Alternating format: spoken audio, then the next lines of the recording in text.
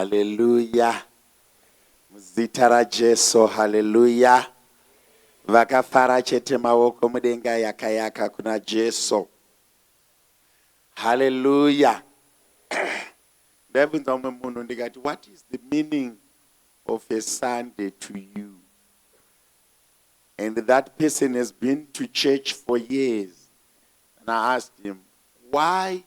What is the meaning of Sunday to you? What happens to you when you don't go there? Chichinoitika kana usina kuenda kuchurch. That person akandudza akati, you know what? Kuchurch ndinoenda kuti sondo rangu rizobuda zvakanaka. I go to church so that my week is better. Amen and amen. So vanhu vazhinji patinoya kuchurch, 9 out of 10 tinouya senzira yekutumwa, hatina kudzidziswa chatinovinga kuchurch. I will explain it one day. What does it mean to come to church? And the 9 out of 10, when we remember kuti ndaibatsirwa pakati nechurch, sometimes pane pasina reverse. Vazhinji tiri muno tiri kuuya kuchurch, vamwe hatitozivi why, but vamwe vedu dai asiri Mwari takafa, vamwe vedu dai vasiri Mwari tisina chekudya. But problem yedu ndeyekuti hondo dzatinoona ishoma kudarika dzatinorwirwa tisina kudziona, ende dzatisina kuona hadzina zvadzinoreva kwatiri nekuti hatina kudziona. Amen and amen. I always look at the people vandaitamba navo. Ndaiudza mateenager nezuro, ndikati pane vamwe vanhu vatakatamba navo vakaita vana tiri maform 3, vamwe vakaita vana tiri maform 4, vamwe vacho vachiri kufudza mombe, vari kufudza mbudzi, vamwe vacho havana chekudya, vamwe vacho makumbo avo they are cracked. But pataingoenda kuchechi kataingoudzwa kuti don't do this, don't do this, pamwe pacho tomborohwa navamukanga pastor wedu mazuva ivayo, pamwe pacho mombotukwa, pamwe pacho omboiswa padiscipline. I remember very well kuti it took me so long a time kuti ndikwanise kuhaga munhu anonzi munhukadzi, because shamwari yangu yainzi Jackson yakaonekwa ichihaga vasikana namufundisi Matekwe. Kanzi uya kuno mukomana unoda kuhaga vasikana stereki, vadzaramba dzakanyara zvikanzi haga maimufundisi kusvika wapedza shungu. Ungava haga maimufundisi abva atadza zvikanzi every day unouya uchigara pamashure pangu apa paseri pamufundisi, obva hadzi unopfunya masero, hauimbi, hauomberi maoko, hauna chaunotaura, unongopfunya masero. Imagine ungonopfunya masero uri mukomana ogara ipapo 6 weeks achigogara pamashure ipapo. Pane zvimwe zvinhu zvaunoti ukauya kuchechika zvine zvichiitika, but nekuti hauna kuona hondo yacho, you won't see the benefit. Unozongoona dzawaona. Saka patiri kuuya kuchechika pane hondo dzakawanda dzatiri kurwirwa dzatisiri kuona, ende nekuti hatina kudziona zvoita sekuti hapana zvaitika. Amen and amen. Zvobva zvaita sekuti hapana zvaitika.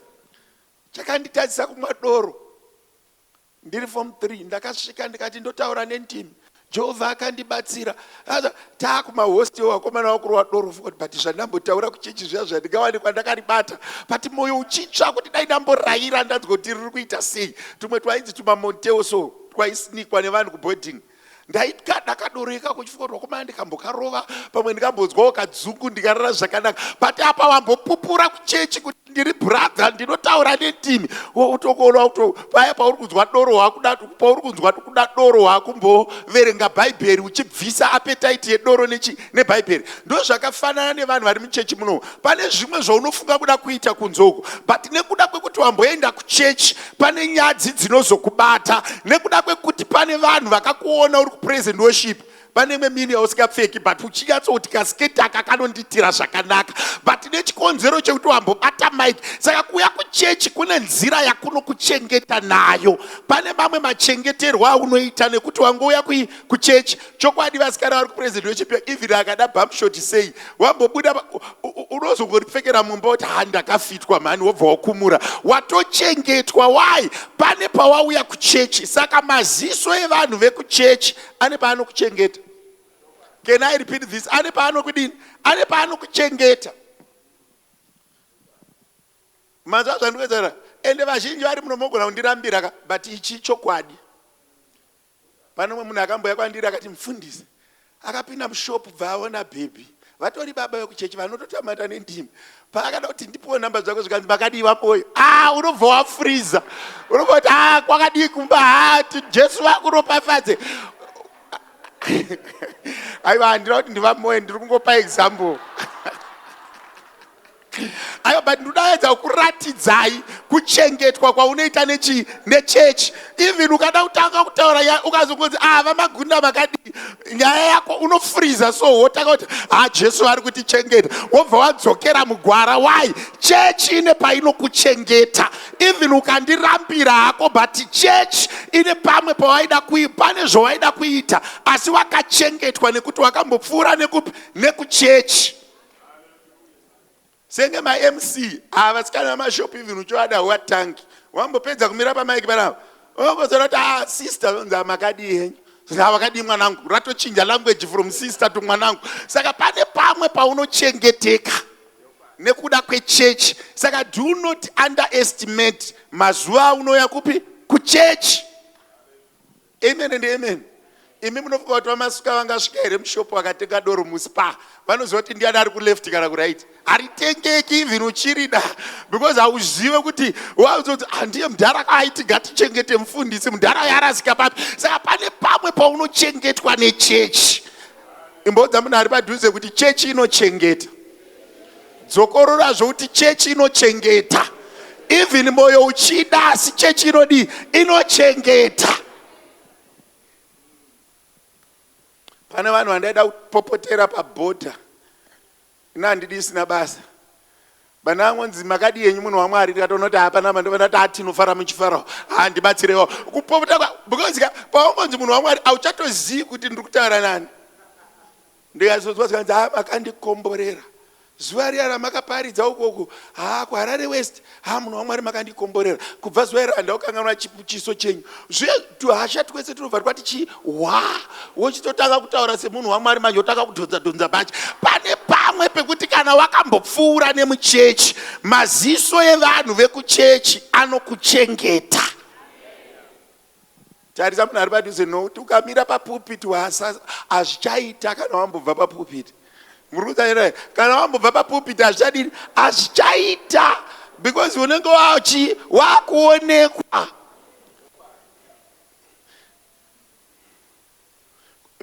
Ini unotaura kuti pamwe pacho unosvika so unyatsotaura kuti once wangosvika even kubasa chaiko ukasvika ukataura ndoenda kuchechi womboisa stika rekuchechi musi unoitwa Christmas party akutanga kama Christmas party unozodza kuti ijaivi yakutambwa ikaine posta riri pamota apa handichajoini apa kurova kuti neposta chairo rokuchengeta chikwangwani chiya chokuchengeta. Wambonamira ukaona vanhu vakadai vakafugura hembe kuti posta riri pamota vanhu vanozoti kudii. Saka chikwangwani chiposta checha chavakanamira pamota chinotochengeta hunhu chiya. Uri kunzaendera maChristmas party akutanga kumabasa pane pamwe pausingazoiti. Sababa runzi torai maposta yanamirai vana mai musati baba muri kusvibisa mota. Baba pane dzimwe nyaya dzavasingatauri kuvanhu kana vaine posta. Mati baba ndimi mune mota iyo ndafarira posta ripo alright tonamatira pa 26 Rubridge Avenue nyaya yatochinja. Saka posta nekuuya kuchechi tisatataura zvemweya chechi inogadzirisa hunhu. Tisatatomboenda kune zvemweya chechi inogadzirisa hunhu. Imbobvunza munhu ari padhuze kuti kangani kamaida kutadza mukazofunga kuti muri kuonekwa. Iyoyoyo vanhu mogona kuiramba yenyuka unogona kuda kutotadza wobva wozwa kuti ndiri kudii ndiri kuonekwa. Maziso evanhu vekuchechi anochengeta. Pana abatsirika handirika ende musazombofa makatenga zvisingatengeki. Mashopu ese akazara nevanhu vanokuzivai especially vanomboipera vachita ma-MC nekumira kupupiri paunoda kungodai zvonzi makadii henyu leader iwoti ndatumwa hauchazotauri ndizvo papa pane wandituma but ikako kakuzotsanangura kanokuratidza kuti pane zvauri kuita zvausingafaniri kudii. Saka ndangokupanzwisa yekuti sei zvichibhadhara kuuya kuchechi. Kune mamwe mamereji akatochengetwa nechechi. Vanhu havachatodanani but kungoparadzana kunotyisa nenyaya yechechi.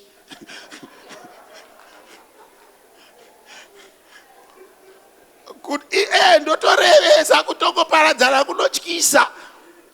Apo vakamboudza vanhu musi wecouples kuti my chocolate my hand, vanhu vachinzwa aidzoko airiveseki. Kune mamwe machechi mamereji akachengetwa nemuchinjikwa. Ndotorevesa izvezvi so makachengetwa nemuchinjikwa. Moyo yakapesana kare but muchinjikwa wakakubatanidzai. Manheru kataka kuti riya mandara bakausimo apa ndoda kuramba munhu wombotendeuka wombotsvaka kudzokera padhuze. Pane vanhu unochengetwa nemuchinjikwa. Mazvazo ndodara muchinjikwa unochengeta vanhu. Nemapisira ari kuita vanhu vari kutopfekera hembe chechi ivo havatodzidi. But ukazongofunga position yako kuchechi unozoti aregai ndipfeke. Imbotaura munhu ari padhuze nokuti chechi inochengeta. Zvitisati tamboenda kune zvemweya, chechi inochengeta unhu. Manzwa ndodara chechi inochengeta unhu. Chigera yenyu pasi asi wazvinzwa. Regai tigamuchire baba namai mugando vanga vachicheya pamwe chete nababa makanda naamai vanga vachilidha kuintercession. Mwari vakuitireiwo zvakanaka, vakuropafadzei semhuri. Amen and amen. Kana maakurambana muchinjikwa ngaukuchengetei. Uti wanga uchiridha vanhu intercession vamakanda, iwe makanda uchiti ngatisafadza vanhu tifadze Mwari. Apa waakuda kufadza ani apa?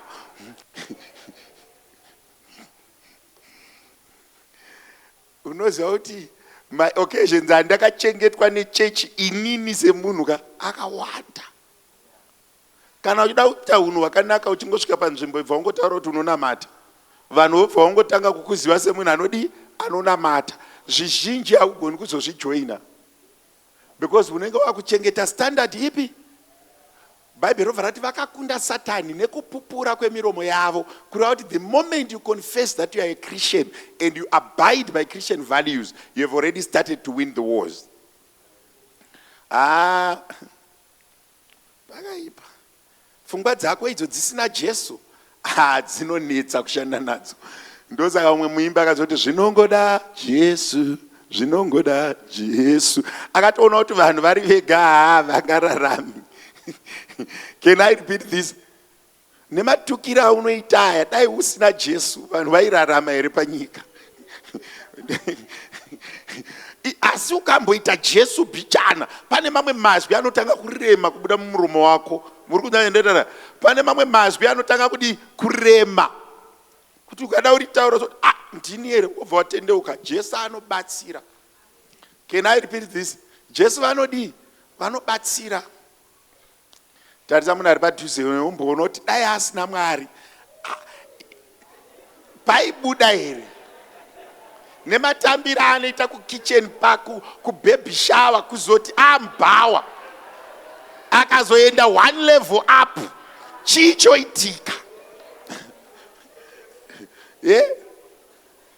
Paanombotamba gitari remuchechi kudaro, pane tumwe tujaivhu tunoburwa apo. Unonyatsoona kuti utu twakatozorangarirwa naJehovha. Dai kungoenda one level up.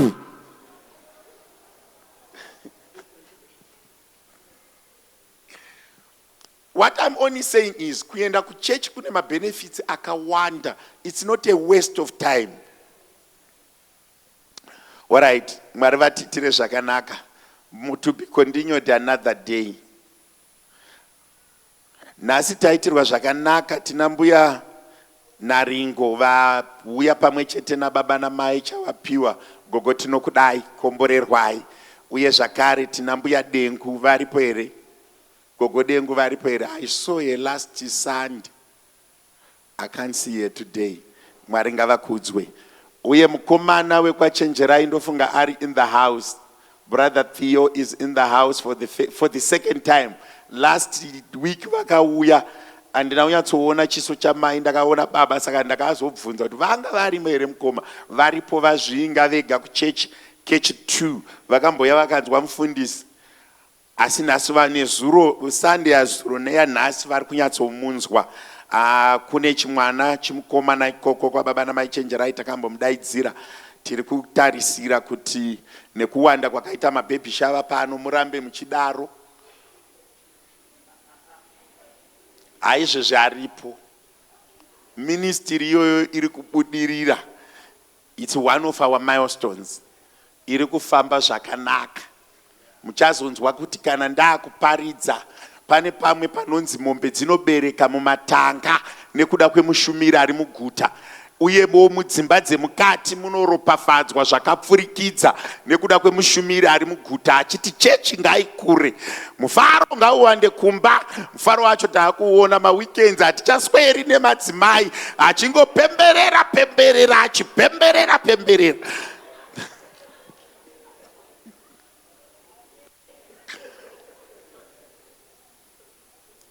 Vanhu muri kutoseka henyu, but tikasvika patinoti tatadza kuropafadzwa nemwana, it's a big challenge. We need kids. Can I repeat this? Tinoda chii? Can I repeat zvakare? Tinoda chii? Kana tisina vana hatina ramangwana. Anditika, we want children. Not only children, children of substance, children of influence. Hakuna mwana anoberekwa under my anointing anoita rombi. Vese vari kubereka vana under me, you are vanouya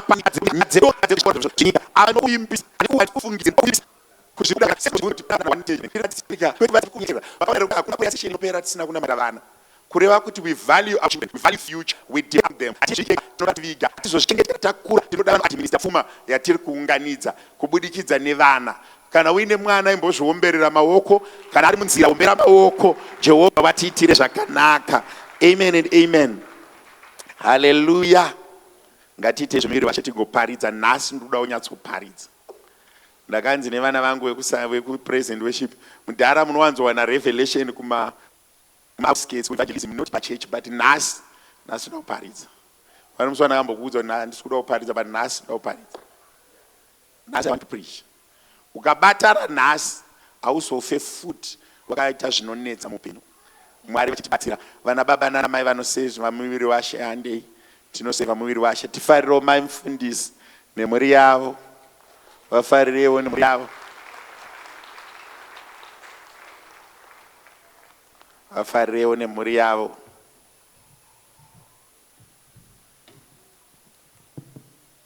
Ivo havana kuzvifarira, havana kana kusekerera.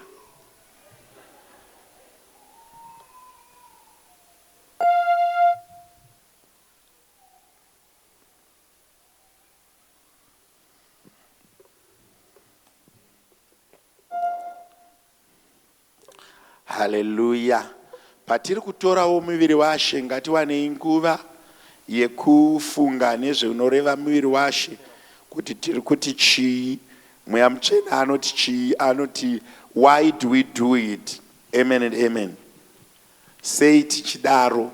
Umwe munhu haanzwisise kuti sei tichidaro.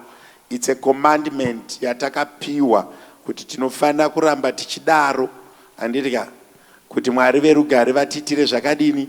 Zvakanaka. Amen and amen. Vanhu vazhinji havanzwisise kuti sei tichitora muviri washe, sei tichienda pamberi paMwari tonoti tikuda kutora muviri washe. Vanhu vazhinji vanofunga kuti itsika. KuRoman Catholic zvinonzi unenge wakatrenwa.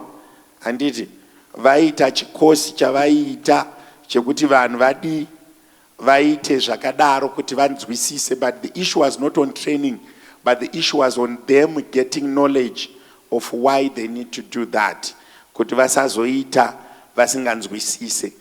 Iyi ndinowanzoitora ichibva kuna Paul more than from the Synoptics Gospel, because Paul paaitonyora ainyorera the Gentiles, vanhu vakanga vari kuCorinth, achivatsanangurira kuti pane chandakagamuchira chandinofunga kuti kana mukazochigamuchiravo mukaramba muchidaro zvinokuitirai zvakanaka.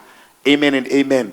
Mwari vachitiitira zvakanaka. Regai ndikumbire Professor Nyabadza vanamate, ndiri kutenda kuti vane mike.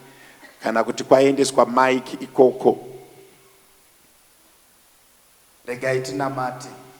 Mwari makanaka muzita raJesu tinokutendai mangwanani ano. Tinotenda Baba nechingwa newaini zviri pamberi pedu. Tinotenda pakuti patiri kuita Mwari tiri kurangarira mabasa enyu epamuchinjikwa. Tiri kurangarira Mwari kuporeswa kwedu. Tiri kurangarira Mwari kuropafadzwa kwedu. Tiri kurangarira Mwari kusimudzirwa kwedu. Tiri kurangarira Baba kuchinjwa upenyu hwedu. Tiri kurangarira kuregererwa kwezvivi zvedu. Tiri kurangarira Mwari kugoneswa kwatinoitwa Mwari nekuita kwenyu kunoshamisa. Mazviita henyu mangwanani ano Mwari. Ramba henyu muchingotiitira zvakanaka patiri kutora muviri uyu newaini. Mwiri yedu Mwari nemweya yedu Mwari zviitirwe zvakanaka mangwanani ano. Tisangane Baba nemi tiitirwe zvakanaka nenyasha dzenyu. Mazviita henyu mangwanani ano tinokutendai muzita raJesu. Amen. Amen. Shoko raMwari rinoti tingoriverenga kune vane moyo mutete vanoda kurinzwa richibva mushoko raMwari. Kuna vakorinde vekutanga chapter 11 verse 23 inoti Paul achinyora, for I have received of the Lord that which also I delivered unto you, that the Lord Jesus, the same night in which he was betrayed, took bread, and when he had given thanks, he broke it and said, take it, this is my body which is broken for you. This do in remembrance of me. After the same manner also he took the cup when he had supped, saying, this cup is a New Testament in my blood. Do this in remembrance of me.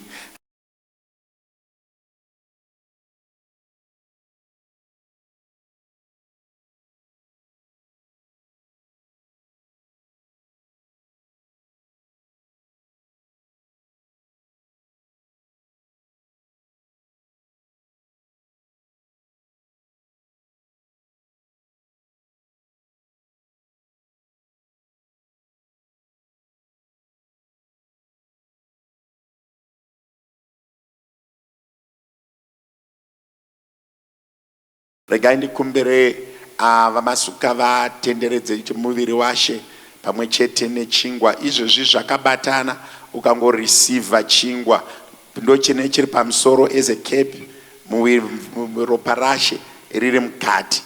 Ndigai tanamata taita zvese, regai ndivakumbire vatore ivo, isu tichinamata pavanopedza kugozotenderedza. Ndoda kuti tinamate pamwe chete, tikumbire vana baba vari vachita zvavari kuita, isu tichinamata. Umbowana nguva yaunokumbira Mwari kuti ndakuita zvine kurevesa, Mwari verugare ngavatiitire zvakanaka. Baba, ndokutendai kuti patiri kuita chinhu ichi Mwari tiri kuita nekurevesa. Imi Mwari makaenda pamuchinjikwa kuti tigoregererwa zvivi. Baba, tibatsirei kuregererwa pakudarika kwedu, kuti pataakutora chingwa chenyu muviri wenyu pamwe chete neropa renyu tiregererwe zvivi, tikwanise kurega kuramba tichidzokorora zvivi, tirarame Mwari wekudenga mamuri. Imi Mwari mugorarama matiri, nekuti makatidzidzisa kuti patiri kuita izvi Mwari tizviite semucherechedzo wekukurangarirai. Baba vangu, kana takurangarirai tirege kubva panzvimbo yekutenda. Baba vangu, nekuti zvivi zvakaregererwa, zvairemera upenyu zvakabviswa, zvaitirwadza zvakabviswa. Vamwe tine zvirwere zvatinazvo Baba vangu, mavanga enyu akatiunzira rugare, akatiunzira kuporeswa. Ndiri kunamatira kuporeswa nemi Mwari patiri kutora muviri venyu neropa renyu. Ndiri kunamatira kuregererwa kwezvivi patiri kutora ropa renyu neropa renyu Mwari. Baba, rangarirai kunyangwa nevana vedu vane misikanzwa patiri kutora ropa renyu Mwari wekudenga neropa renyu nemuviri wenyu. Vana vedu vane misikanzwa ngavarege misikanzwa. Vasingagoni chikoro ngavatange kugona chikoro. Vasinganzwisise vanzwisise. Baba, ndakutendai, ndakupai mbiri yose mangwanani ano muzita raJesu. Amen.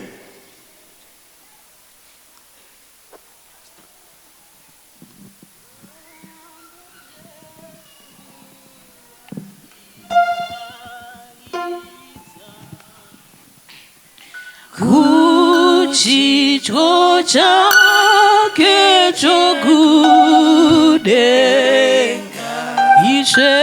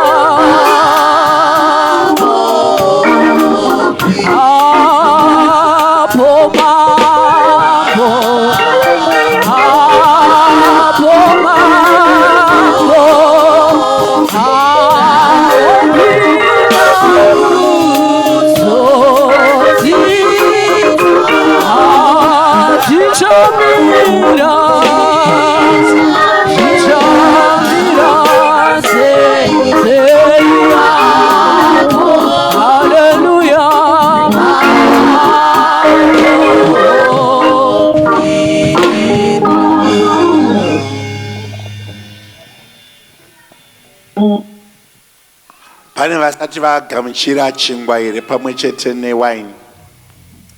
Just show me by raising hands. Zika unotora mashuro. Tine here vamwe vasati vareceiva chingwa kana wine. Kuota kunoko, I also need some. Vana baba, I want one tray on the altar.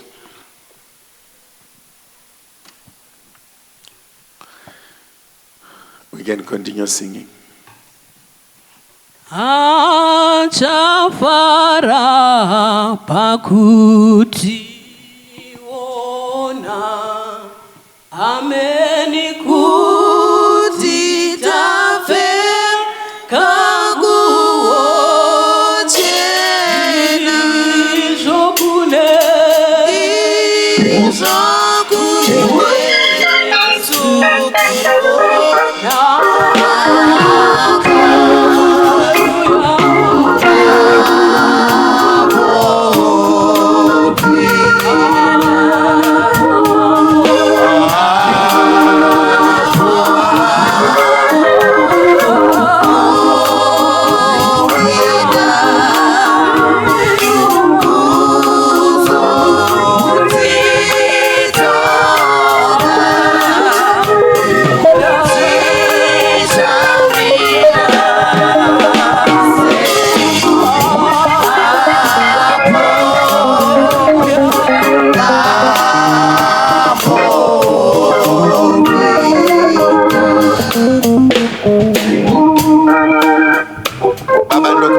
manguva dzemangwanani ano zita renyonga rikudzwe. Tazadzisa murayiro Mwari, tazviita nekurevesa. Tiropafadzei tigonesei Mwari kuti simba remuchinjikwa rirarame kwatiri semhuri, rirarame kwatiri as individual, rirarame kwatiri Mwari wekudenga nemusekereke, rirarame kwatiri nemabusinesses edu kuti zvivi zvibviswe, rufu rubviswe, zvinorwadza zvibviswe muzita nemuropa raJesu. Amen. Vana mama vanoshanda kumuviri vache, ingonosiya izvi mugozoita after service mudzoke kuservice. Vana mai vese vanoshanda kumuviri vache, let's just go and put them in the kitchen, lock the kitchen when you do it after. That is the advantage that we are not sharing with anyone. God has blessed us. Let's just go drop them in the kitchen, come back for the word. Mwari verugare vachikudzwa.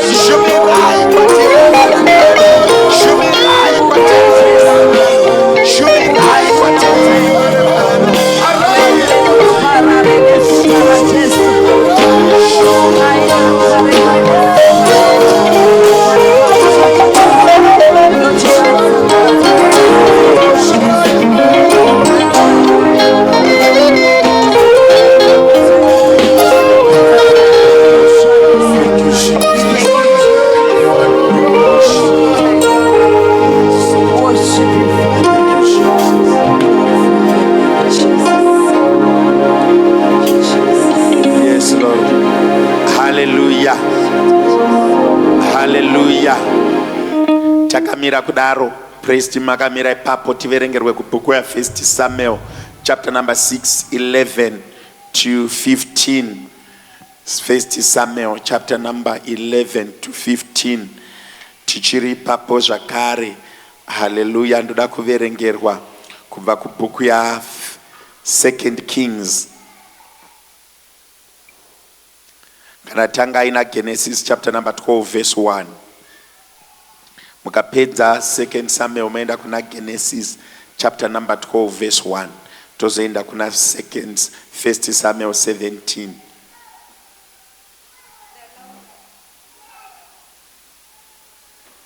The Lord had said to Abraham, "Go from your country, your people, and your father's household to the land I will show you.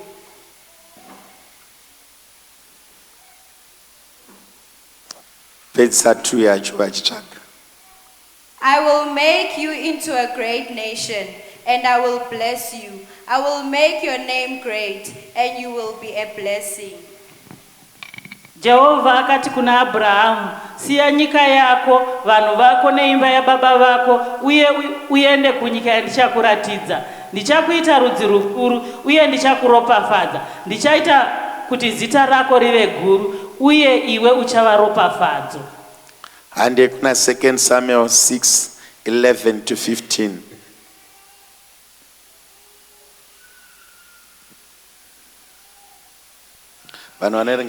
Practice to scroll. The ark of the Lord remained in the house of Obed-Edom, the Gittite, for 3 months, and the Lord blessed him with his entire household. Now King David was told, "The Lord has blessed the household of Obed-Edom and everything he has because of the ark of God." So David went to bring up the ark of God from the house of Obed-Edom to the city of David with rejoicing. When those who were carrying the ark of the Lord had taken 6 steps, he sacrificed a bull and a fattened calf. Wearing a linen ephod, David was dancing before the Lord with all his might. 102. Areka ya Jehovha yakagara mumba maObed-Edomu muGiti kwemutatu. Jehovha akamuropafadza iye neimba yake yose. Zvino mambo David akaudzwa kuti Jehovha aropafadza imba yaObed-Edomu nezvose zvaainazvo nokuda kwaareka yaMwari. Saka David akaburuka akanotora areka yaMwari kubva muimba yaObed-Edomu. Akakwidza nayo kuguta raDhavhidhi achipembera nemufaro. Zvino ivo vakanga vakatakura areka yaJehovha vaiti vakafamba nhambwe 3 vobayira nzombe nemhuri yakakodzwa. David akapfeka efodhi yomucheka akatamba pamberi paJehovha nesimba rake rose. Iye neimba yaIsraeri yose vakakwidza neareka yaJehovha vachipururudza nekuridza hwamanda. Handei zvakare kuna 1 Kings iri padhuze ipapo naSamuel kubva pavhesi ya 8 ndozokuti stop. Chapter 17. 1 Kings chapter 17 from verse 8. Then the word of the Lord came to him. "Go at once to Zarephath in the region of Sidon and stay there. I have directed a widow there to supply you with food." So he went to Zarephath. When he came to the town gate, a widow was there gathering sticks. He called to her and asked, Would you bring me a little water in a jar so I may have a drink?" As she was going to get it, he called, "And bring me please a piece of bread."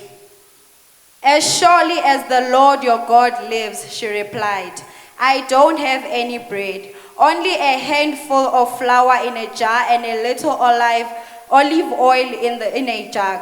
I'm gathering a few sticks to take home and make a meal for myself and my son that we may eat and die." Can you hand over to the Shona now? Estika, it's fine. May the good Lord bless the reading of the word. Mwari akuitirei zvakanaka mukomborerwe nashe vekupraise team ndonoti vanogadzirisa vachifamba bhaibheri richiverengwa chiendai munogara pasi manyatsorinzwa.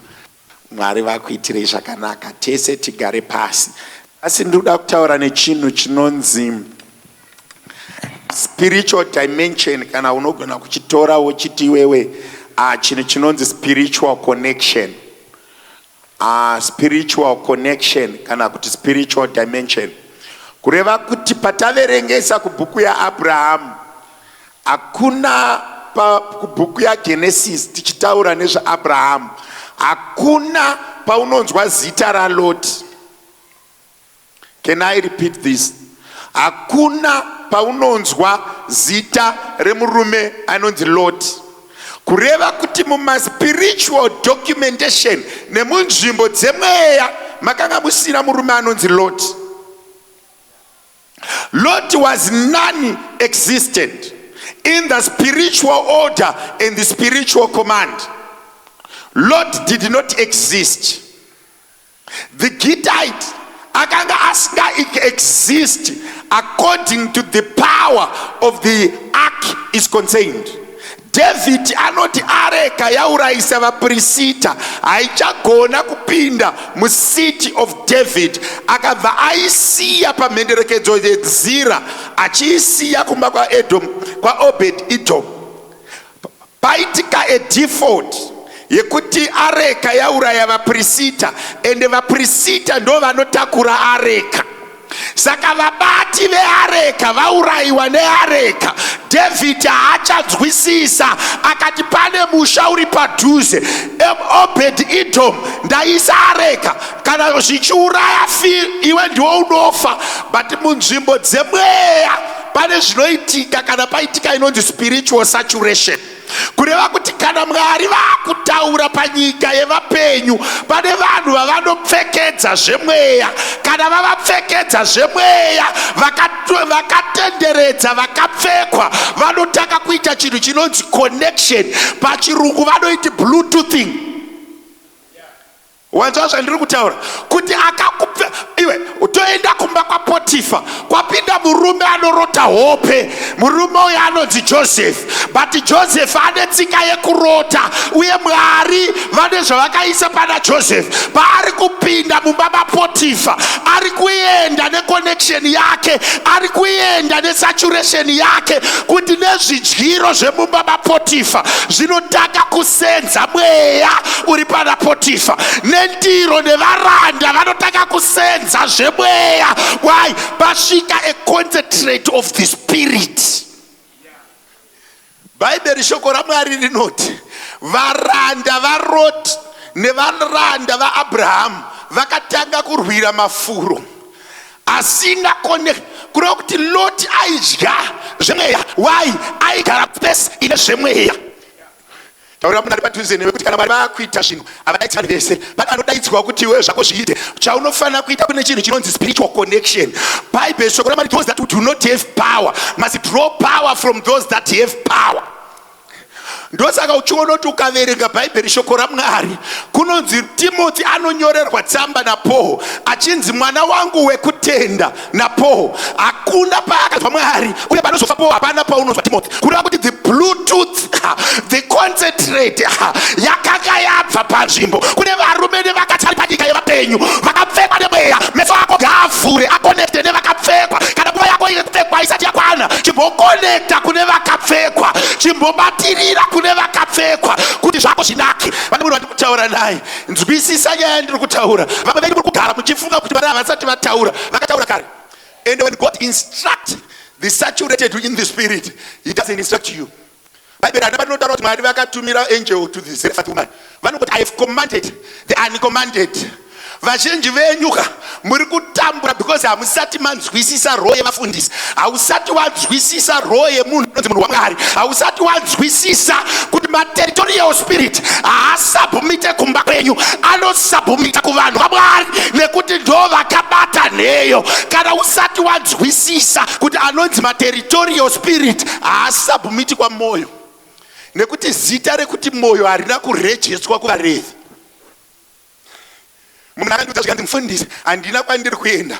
Unobva bhaibheri chitaura chiti pakaenda vanotsvaga madhongi, zvinoti kana mapinda muguta paine dziri kunetsa hamunoenda kumunhu waMwari, nekuti zvemweya zveguta iroro zvinodzikwa nevane zvemweya, ndo vanogamuchira zvemweya. Ndosaka uchiona kuti paifamba Joseph kwese kwaaenda aifamba nepeke yake, aingozotsvaga vanhu vano bluetooth aso.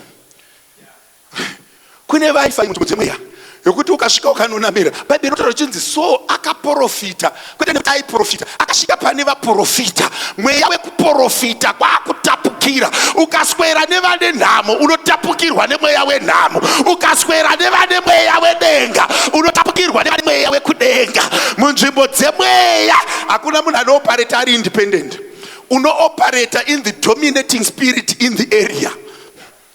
Can I repeat this? In every area kune mumwe munhu, kune imwe spirit inodominate. Ukawa mweya wemadrugs ndo unodominate, ukawa mweya. Saka uchizoona kuti munzvimbo dzemweya hakuna dhimoni inotadza kwakuinoita mufundisi. Why? Ndo kubasa. Munzvimbo dzemweya mune tumwe tumafights tunoitwa muspiritual world. That's why uchizobva bhaibheri shoko raMwari handiti strike the sheep. Rinoti strike the shepherd. Kureva kuti zvemweya neprotection nesimba, it was not given to the sheep, it's given to the shepherd. So if you want to invade, touch the shepherd. Ndosaka uchiona kuti mazuva ano vafundisi vanokriticizwa. Why? Nyika iri kuda kuona access kune vanotenda, haigoni kuona access. Ini ndakadeclare kuti hakuna unofa. Kana pakuzofanira kuitwa rufu munzvimbo dzemweya, munofanira kunorivheswa kuti rufu chienda. Patiri kurambidza rufu, hatisi kurambidza in the physical, tiri kunorambidza in the spiritual. Zvobva zvadzikwa mumhepo kuti kuna hati rufu chimbomira. Kana rufu rwamira, madhimoni emweya ekuuraya vanhu anenge ari on standby. That's why you know one spiritual connection is broken, many people will suffer. Can I repeat this? Kureva kuti Lotika ainzi aienda kunyika yakanzi ndichakuratidza, iye asina kuona. Mira ndikuratidze kuti masenders of power anorahono. Loti aive nevana asi akanga asina spiritual power. Vana vaLoti ndo vaitoluma. Abraham akanga aine spiritual connection asina mwana.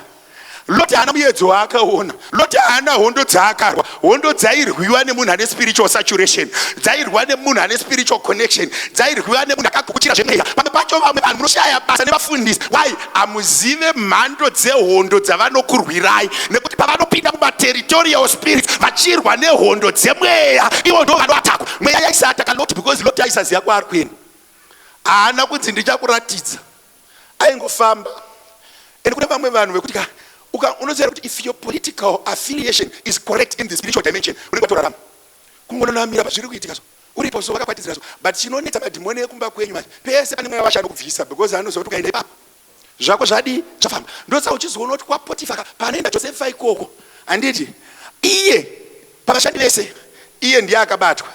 Kureva kuti pasina zvemweya haparwiswi. Pane chinhu chinonzi spiritual connection. Munzvimbo dzemweya mune ma-strongholds. Kune vacharangarira tiri kuGlassfield, ndaigara ndichidzokorora kana vana vacharangarira tiri kuGlassfield ndichiti mapinda vanhu vane zveblack, mucharangarira pataiti nhasi tashanyirwa, vakomana vari muno, sevhisi yairema, zvinhu zvairamba. Mazuva iwayo tairwa chinhu chinonzi mweya wemuRudaport, tairwa chinhu chinonzi territorial spirit tiri paGlassfield. Waiti madhimoni aiti akapinda muchechi kana instrument raisarira, keyboard yainyarara, mic yainyarara, zvinhu zvese zvainyarara. Totanga kunamata, todzima zvinhu, totanga kubva nevarume vakapfeka zveblack kusvika vaakutera mota yangu. Zuva ratakakunda mweya iwoyo ndo zuva rakaririswa church, ndo zuva rakaririswa dzimotikari, ndo zuva rakaririswa victory. Why? Mweya wenzvimbo waitonga wasubmita to a better authority. Usafe wakazvinyepera kuti hanzi vanhu vese vakafanana. Maaccountant hafanani, maengineer hafanani, vatambi vebhora havafanani. Munzvimbo dzemweya mune maligi, mune maPremier League emumweya, mune ma-First Division emumweya, mune harisi rese dhimoni rinoteerera to every pastor. Muspiritual world mune ma-dimension, mune ma-levels of power. Wanzwa zvandiri kutaura? Muspiritual world mune ma-levels of power. Kune tumadhimoni twezera rako, kokuti ukakataurira kanongobuda kuenda kozoita rimwe rekuti harina zera newe rokutotokuuraya. That's why chonoti vafundisi vanofamba ota nen'anga dzimwe dzinonodzinga mweya tikasadzoka, kuenda kunodzinga kupinda muterritorial spirit, kuenda kumaziva ndadzoka, kupinda munzvimbo dzemweya. Bvunzai lini kana ndorwa panapa. Vamwe vazhinji vanofunga kuti pastor chiri chisikafotebwa nemota yakanaka, but haunzwisise mhando yemweya yandinorwa nayo, haunzwisise the league that we operate in. Kune vamwe vanhu vasingapike mari, so akadrive unopinda busy, iwe mufundisi unopinda busy. Why? Wapinda muterritory isingapindwi. Munzvimbo dzemweya mune malevels, munzvimbo dzemweya mune order, munzvimbo dzemweya mune hierarchy, munzvimbo dzemweya mune maspirits ekurwa nawo. That's why machechi mazhinji they don't survive. Why? Vanobatirwa mari, vamwe vanobatirwa substance. Pane pachiparidza mufundisi wanokotsera pambacho materitorial spirits ariko. Iyo zvezvi ndakagara so unofunga kuti mufundisi vane rugare. Ndine imwe marriage yekuti ukabvunzwa nemunhu kuti mufundisi mati hauna answer, unenge uchirwa nemageneration 14 nemageneration 15 asingadi varume. Iwe ndo pauri kunotanga kuti nawo takarasima. Unofanira kunge uine imwe connection yakadarika yemhepo dzavakurwa nadzo. Bhaibheri shoko raMwari rinototaura richiti kana vakuwaka unotanga waita cost kuti ndopedza here. Kune mamwe madhimoni asingabatwi zvekumhanya. That's why mchonoti vamwe vafundisi vanorwara pfungwa, vamwe vakafirwa nevana. Pane mamwe materitorial spirits asingapindirwi zvekumhanya nemhuri yekwenyu. Iwe mirandi kutaurira kune chinhu chinonzi hotspot munzvimbo dzemweya. Kana wakuda kurarama munzvimbo dzemweya, batarana nevanoita zvemweya, buda munzira dzako ukatirane nevanoita zvemweya. Kana wakuda kurarama, pinda munzvimbo dzemweya. Sei usingazvibvunzi kuti sei vanhu vasingafi pano? We really do funerals. Why? Pane mumwe mweya werufu watakarwa nawo tikakunda. Tikasaukunda ukadzoka vanhu vanofa. Nekuwanda patakaita on average you must bury at least 1 or 2 pamwedzi. But vanhu vari kurarama. Why? Pane a spirit inenge ichirarama under a certain connection. Kura kuti hakuna pakabuda Joseph kwa Potifa haana kusiya mweya wake. Do you know kana uchita bluetoothing ukaenda kure what happens?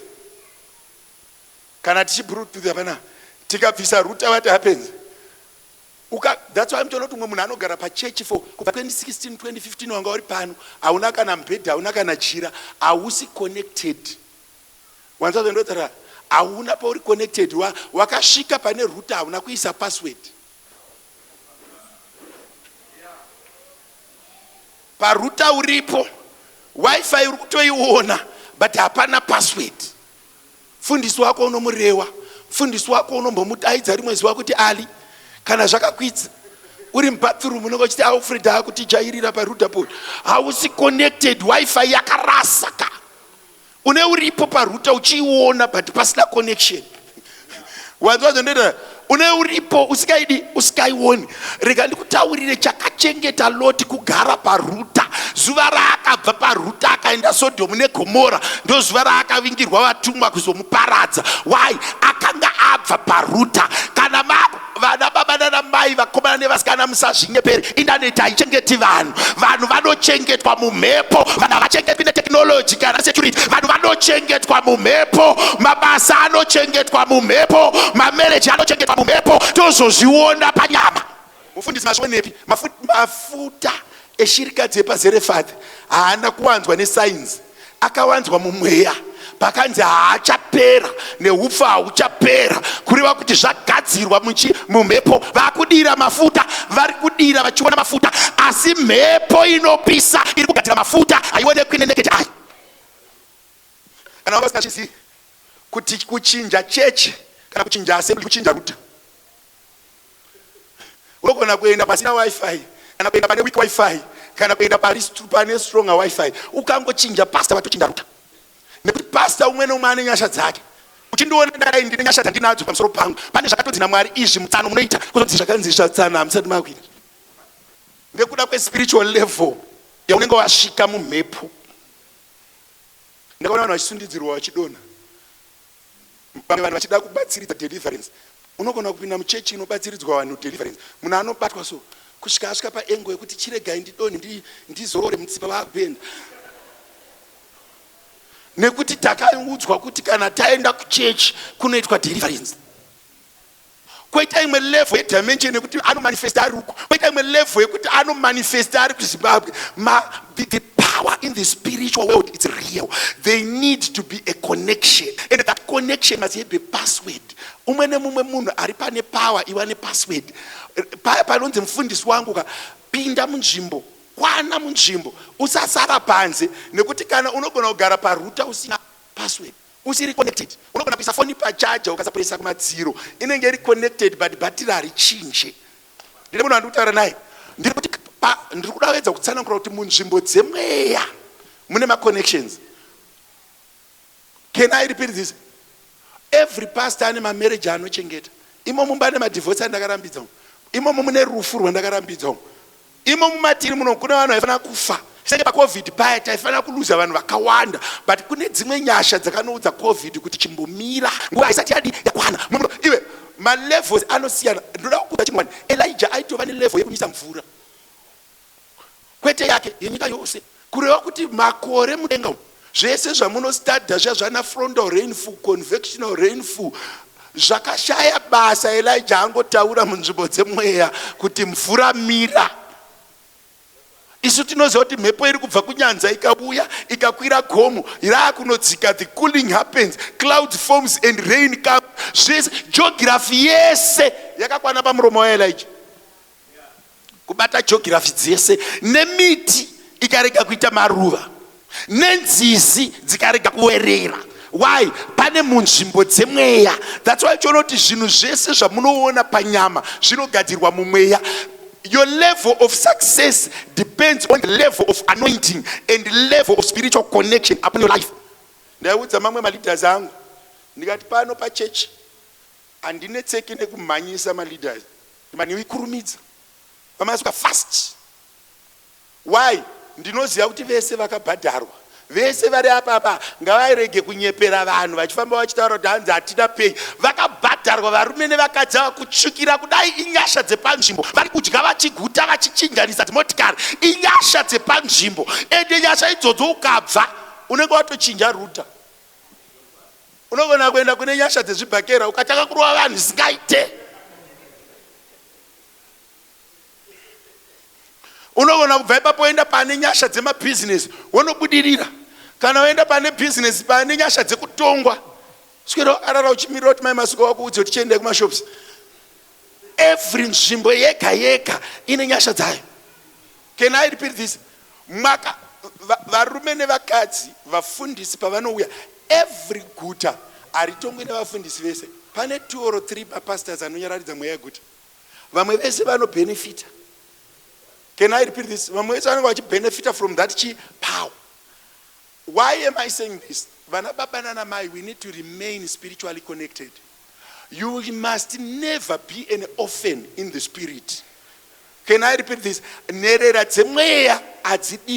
Your spiritual father is good as your biological father. Yo, I am a bonzo manja. Vanhu vakuremerwa nekutora mabhonzo iwayo. Your spiritual father determines what you eat, where you sleep. Vamwe venye vafunga kuti hanzi nekuti ndakaenda kuchikoro. Can I repeat this to you? Chikoro chogona kusaba obedidom. I know as an addict, presence not spiritual penetration. You're not going to pass. You're not going to through a word, not direct. You're not going to through a dream. But not the people are individuals. I know masters. Why they want to be in this up?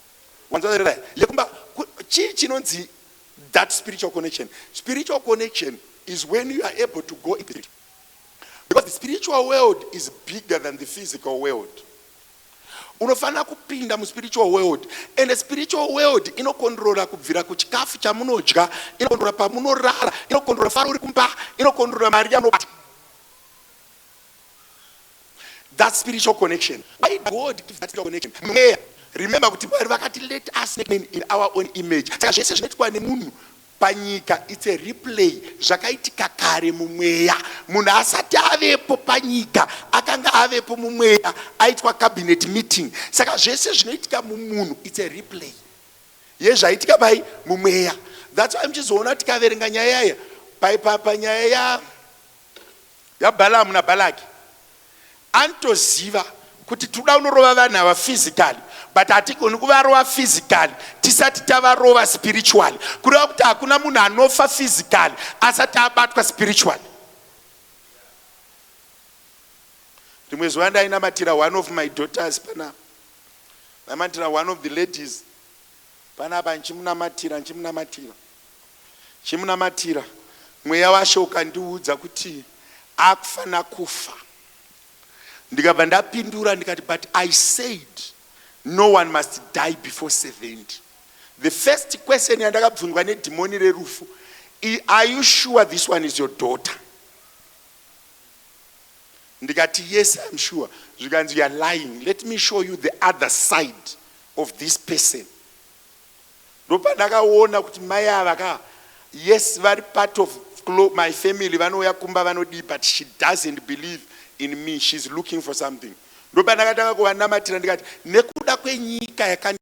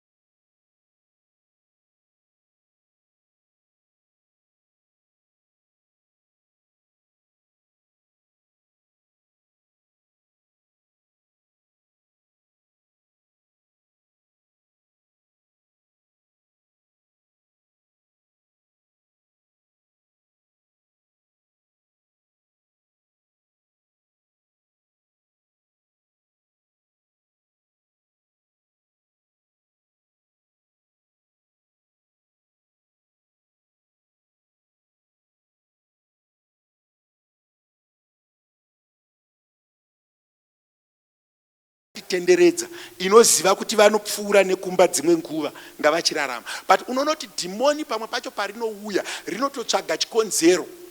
Ndosaka uchizonzwa kuti paida kurohwa Job, Satani anoti ndingamurova sei Job imi makamutenderedza neruzhova, kureva kuti Mwari munzvimbo dzemweya Satani aiziva kuti Job abatike, kuti abatike.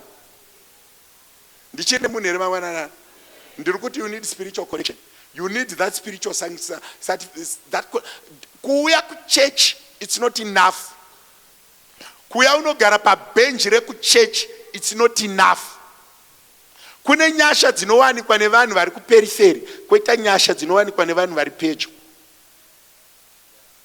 Jesu chaiye anotodemonstrata that. Unonzwa Jesu achizotaura kuti aive neinner cycle, James, Peter naJohn. Vamwe vese 9 pakafa Jesu hapana zvinozotaurwa nezvavo. Vanhu vanozoita zvinhu ndiwo Peter, John naJames.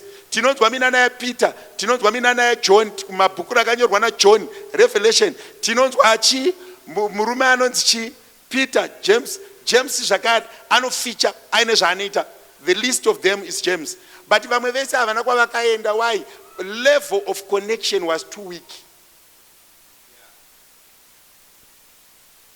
Chakanganisa vanhu muchechi, kupinda muchechi setsika, vasingazive kuti pane chimwe connection yaunoda.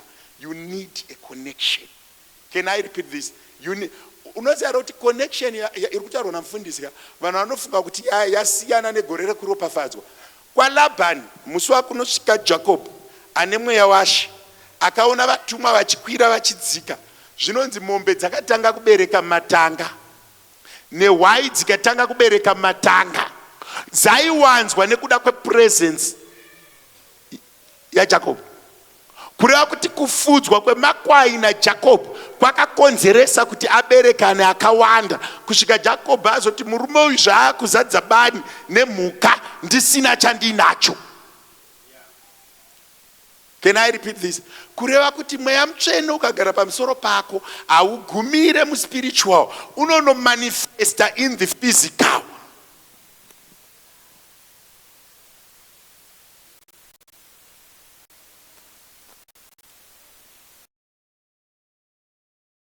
I was praying zvinamata, Mwari akandiudza kuti ndine vanhu vazhinji vari pano vasati vanzwisisa the level of connection they need. For you to get a breakthrough, pane level ye connection yauri kufana kuita nenyasha dzepanzvimbo. Can I repeat this?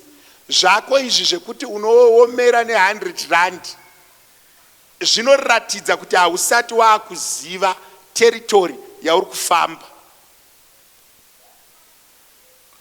Jesu anotozomboudza mumwe mukadzi weSamaria akati dai waiziva munhu waugere naye pedyo kana wauri kutaura naye ungadai vandipa mvura kare usina kuswera uchindibvunza sina basa, nekuti ndinokupa mvura mhenyu. Do you know what the devil has done now? He has killed churches. People don't give anything to churches. People don't participate in churches and they are disconnected. Obed-Edom akangogara neareka 3 months by default kuti muridzi wayo airamba. Aifana kuichengeta akairamba. Ndo zvakabatsira Obed-Edom kuti muridzi wayo airamba. Pamwe pacho paya pamunoona vafundisi vachirejectwa, vanhu vaMwari vachisidelinwa, it's an opportunity for you. You need to find a gap yekukwana paunoti apa I do this. Associate ne anointing, associate ne connection. Ende vamwe vanhu vari kuti hanzi ndonamata ndega, munonyepa tsana, hamunamati mega. Can I repeat this?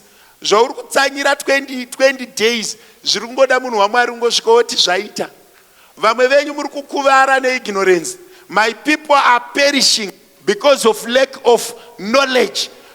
Pane certain principles anoda kungoitwa kuti upenyu uchinje. Mukadzi weZarafati anongonzi ndigadzirirei kachingwa, haana kunzi Mwari vati mugadzire chingwa. Pamwe pacho vafundisi hatiuye tichikuudza kuti Mwari vati it's up to you to receive or not to receive. Jesu anozoudza vanhu achifamba achipinda muJerusarema akati kupururudza kana kusapururudza, kudaidzira kana kusadaidzira, matombo they will celebrate me as I walk into Jerusalem. Kureva kuti kana Mwari vakuita zvinhu zvavo pane anointing havamirire vanhu. Can I repeat this? Ndati Mwari havamirire chi? Ndichitaura kudai kune munhu wekuti ari dry. I want to teach you something. Wana chaunoita chinokuconnecta namufundisi.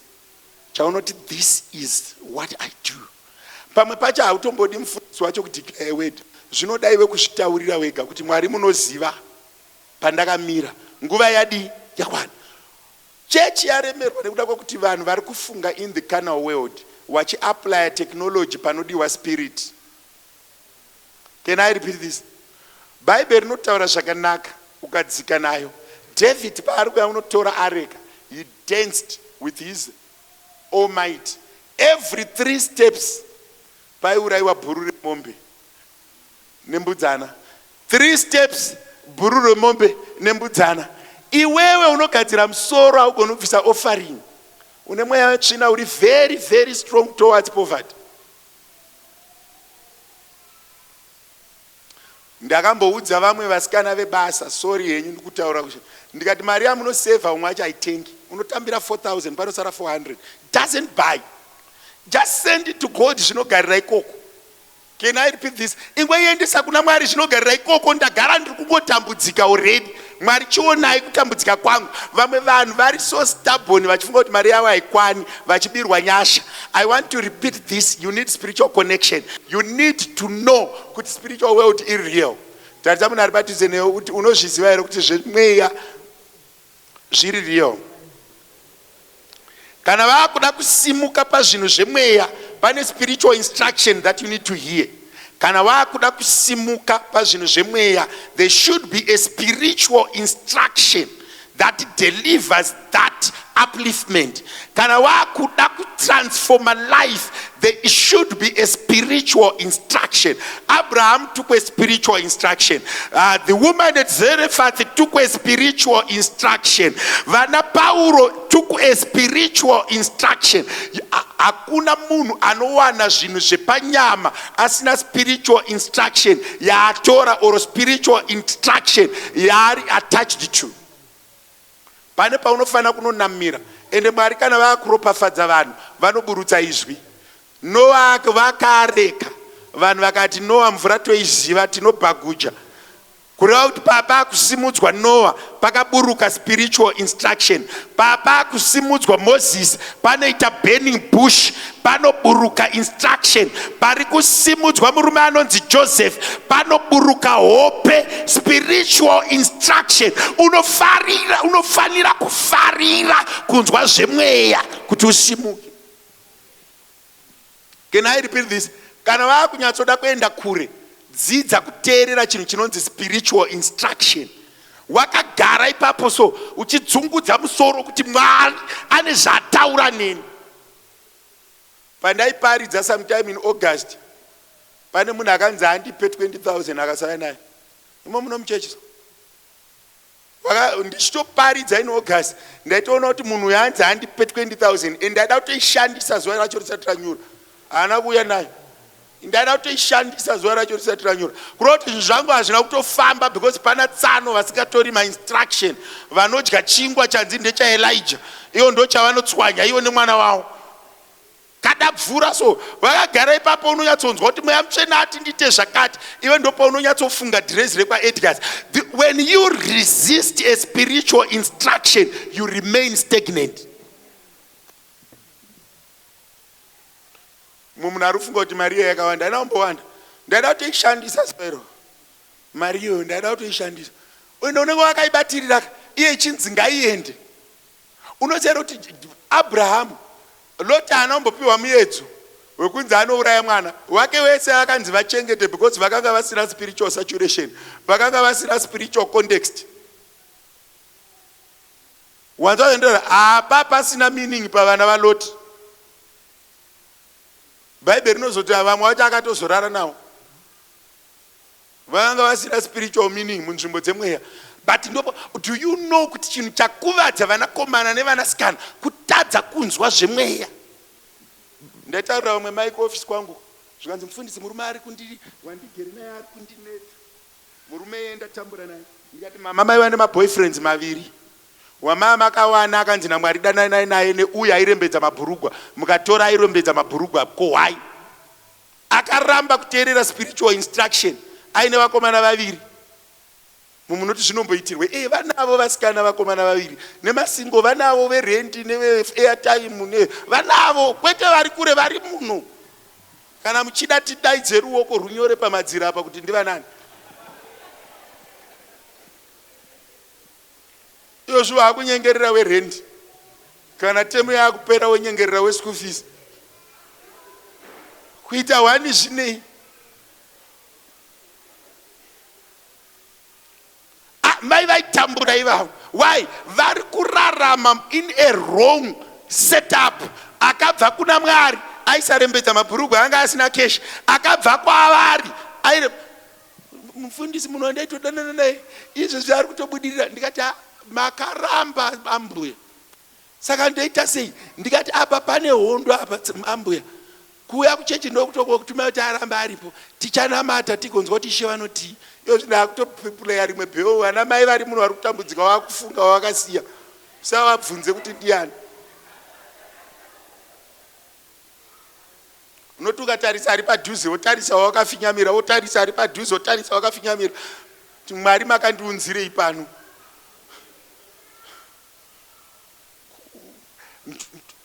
Spiritual, if you want to go far, you must listen to a spiritual instruction. And unotonzwa Moses anosangana neburning bush. Zvobva zvanzi ndanzwa kuchema kwevana vangu. Kureva kuti simba rese raMoses rekufura Red Sea, simba raMoses rekurova dombo richibuda mvura, simba raMoses rekunyararidza nyoka murenje rakabva paakateerera spiritual instruction murenje.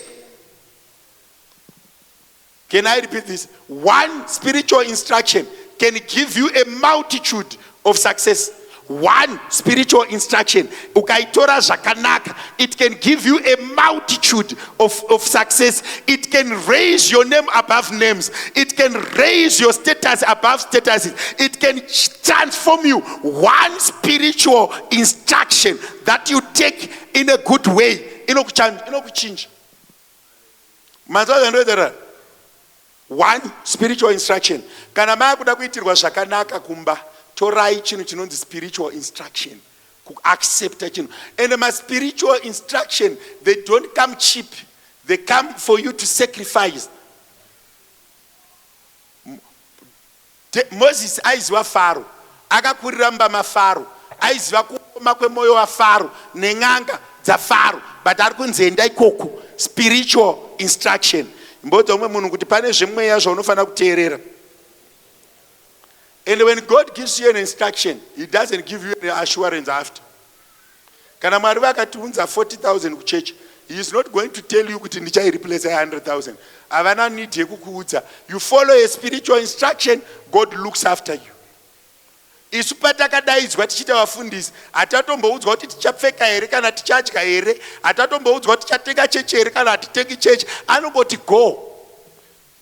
Anozoona kutamba newe wamumuntu. Wanzwa zvandiri kutaura? Yes. Imboimagina kuti Loti haana chaakanzwa, asi makwai akaita, nemombe akaita. Pamwe pacho kana usina nyasha ka ingonamira vadziri. Ndopwe ndakamboitaura statement iyoyo. Kana zvisingaiti namira, but problem yatinoita nespiritual connection, kune vanhu vanoda the faith the after. Kana vakuteerera shoko raMwari, haugoni kuita rimwe wosiya rimwe. Vanhu vazhinji havatori shoko raMwari parinoda kuti vaite something. Vanhu havatori shoko raMwari parinoti musahure, because kuhura kunonakidza. Hakuna munhu anohura achishatirwa. Ukaona munhu achihura so akaisa ma-earphones so ari ane dumbu rake akabata chimwana chidiki, kunakidza. Dai kusikanakidzi vanhu vakarega. Point number 1. Point number 2, vanhu havadi kubvisa mari kuchechi. Havadi. Ndo ma-areas anokwarira vanhu ivaya. Mari kuchechi. Pese panotaurwa zvemari, iwewe une a spirit of memorying. Ndiwe munhu anotanga kutaura kuti mari yawandisa. Ndiwe munhu anotanga kutaura kuti vanhu havana mari. Unoita unge une vanhu. Iwe unotanga kuprofita kana wasvika pavanhu kuti vanhu havana mari. You start to prophesy homwe dzevanhu. Ende vanhu ivava vaprofiti. Pane rimwe group randakambojoiniswa by default. Blind joining, handisi kuti inoshanda sei. Kandi mufundisi mbonzwa iwo zvinotaura masiblings angu. Vaida kutengera maigrocery. Umwe akati 200 pamunhu, umwe akati akawandisa 150. Vachidependa masiblings. Zvikanzi mufundisi ndoende piwo nevanhu vakadai. Umwe munhu akandoziva kuJoburg kwa zvakachinja. Kanzi mai havana bhutsu, zvikandoziva padziri kuita ma40 matennis. Mai vake iye ada unovatsvagira matennis e40. Ndakamuti buda mugroup, look after the parents uri wega. Because kune vamwe vanhu vekuti ukahotspota navo so munoita zvenhamo, munogara patsika dzenhamo, munorarama munhamo. Ndakafunga ndikati munhu yeye mukamuisa mugroup redheko kana reasharing kana repraise team, anenge achitoda uniform ye47 rand. Pese panongonzi uniform, mubvunzo first answer yake zviri kudhura. Atori nehabit yekuti zviri kudhura.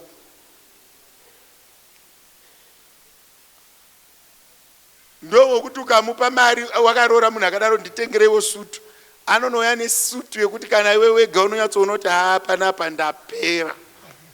Anokutengera the cheapest wokunyorera risiti yekunyepa. This one is good, ndaitenga 700 rand, anoitenga 250. Mweya wekuomera. Do you know kuti zvinhu zvese zvinoda spiritual connection, zvinoda sacrifice. Hakuna munhu anopinda muspiritual world asinga sacrifice. That's why muri kuona kuti pavari kunotora areka kumba kwa Obed Edom, vari kuti every 3 steps buru newhai, buru newhai. Chatadzisa vanhu kuenda kumberi inyaya yekuomera. Kuomera chaiko chaiko. When we give after we have budgeted everything. Yazosara ndo yaMwari. But zvichifana kuti inotanga ndo yani yaMwari. Bible robva rati seek me first. Hazisi kureva uchirwara, riri kureva even mari yapinda maaccount ngaitsvage Mwari first. Apa handina maameni, ndiri kutaura ndega. Unoridza keyboard kusvika zvigunwe zvaakuziva makeys ese, but usina chinhu because unenge usingadi nemari.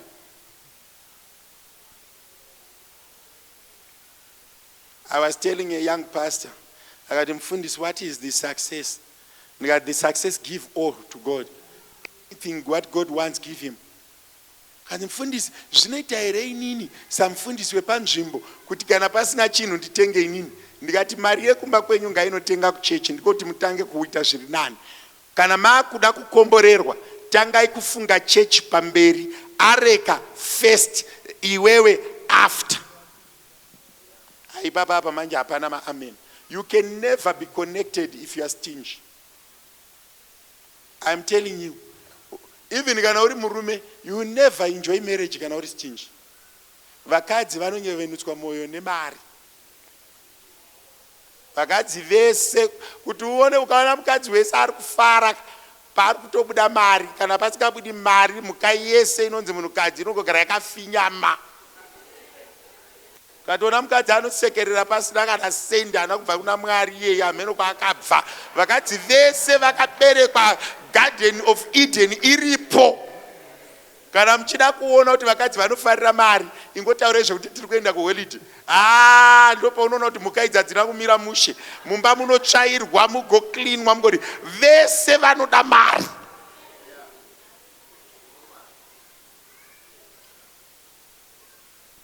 Kana udaona kuti mai vakashata sei, ngapaome zvinhu kuti hapana. Kana mazuva euri kubata mari unongonzi dedi tiere, dedi nombokanga here zvakati. Kana pasina hapana. Ukamana ukaita murombo uri munhurume wapinda jeri rakaomarara. Zvitori nani kuita murombo uri munhukadzi. Uri munhurume, hazviiti vhiri pane vanhu haendi newe, pane vanhu hatauri nezvako. Akasvika kubhebhisha vanhu ngonyarara umwe, ndatosiya baba ningi ndazosiya vadai. Iye kana unenge wakafa muupenyu hwake. You are dead. Hatauri nezvako, hakuisi pastatus. Haunzi.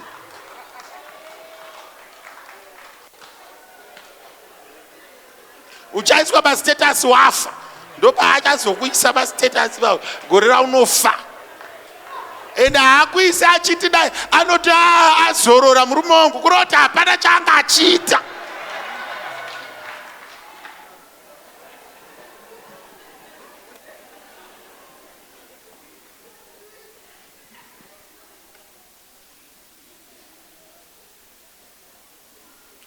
Ndakabvunzwa muofisi mangu kuti mufundisi, kana ndiri ndobhadhara rent, is there need yekuti munhu iye aramba ari musoro? Ndomuteererei asingabvisi rent? Mboti amen tu. Saka vana baba, muzvemweya ngazviwande pauri. Zvemweya ngazviwande pauri. I repeat again, zvemweya ngazviwande pauri.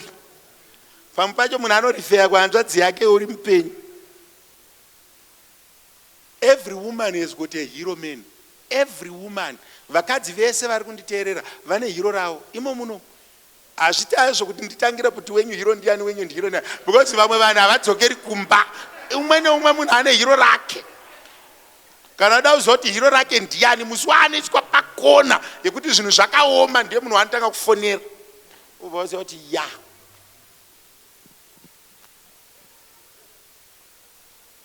izvozvizvi vanhu vari zii hamuchadi kundidaira amen.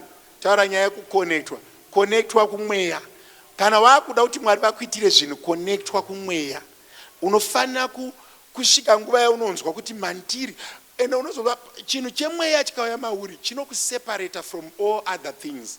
When the spirit of the Lord is heavily upon you, it separates you from sin. That's why nchizoona kuti Mapisarema achitanga kunyora bhuku rake kuna Psalms 1:1 anoti wakaropafadzwa asingagari pane vanorangana zvakaipa kana vanoita zvakaipa. Why? When you are spiritually connected, you are already separated from all kinds of wickedness.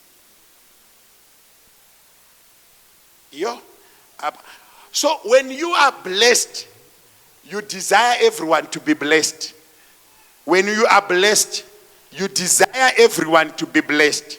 A sign of a blessing is when you start to dream for people to do good. That's why I'm not even very blessed. Vanokubvunza kuti uri kuitei. Ende ukati hapana wokubvunza kuti why. They desire you to grow. Manzwa zvandinoita.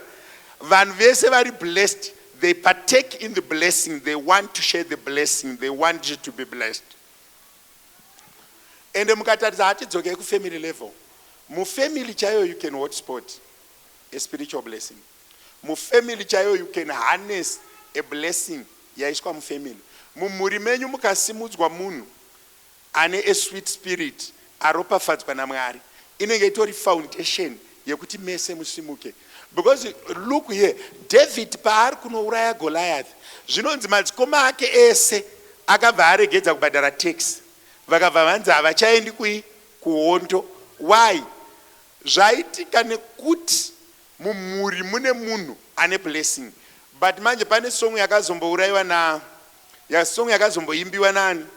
Kune chirwere chiri kurudzi rwedu vatema, abudirira tinouraya. Hamuna kumboinzwa? Kune vakateerera museve uchatanga. Kwete ava ma age group ave madhudhudhu. Kune song yaitoimbwa.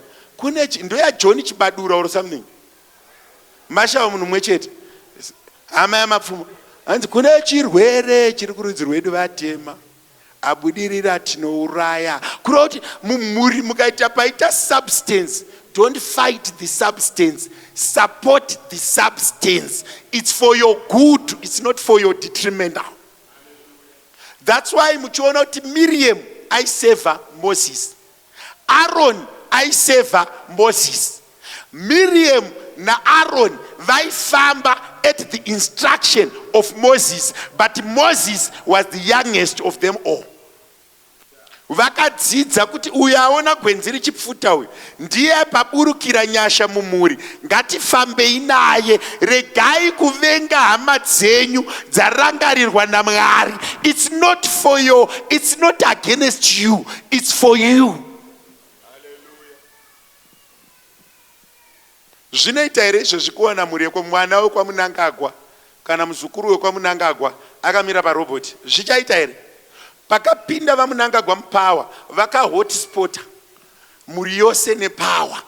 Ndo panonzi ndakaropafadza Obed Edom nemhuri yavo yese, nemhuri yake yese.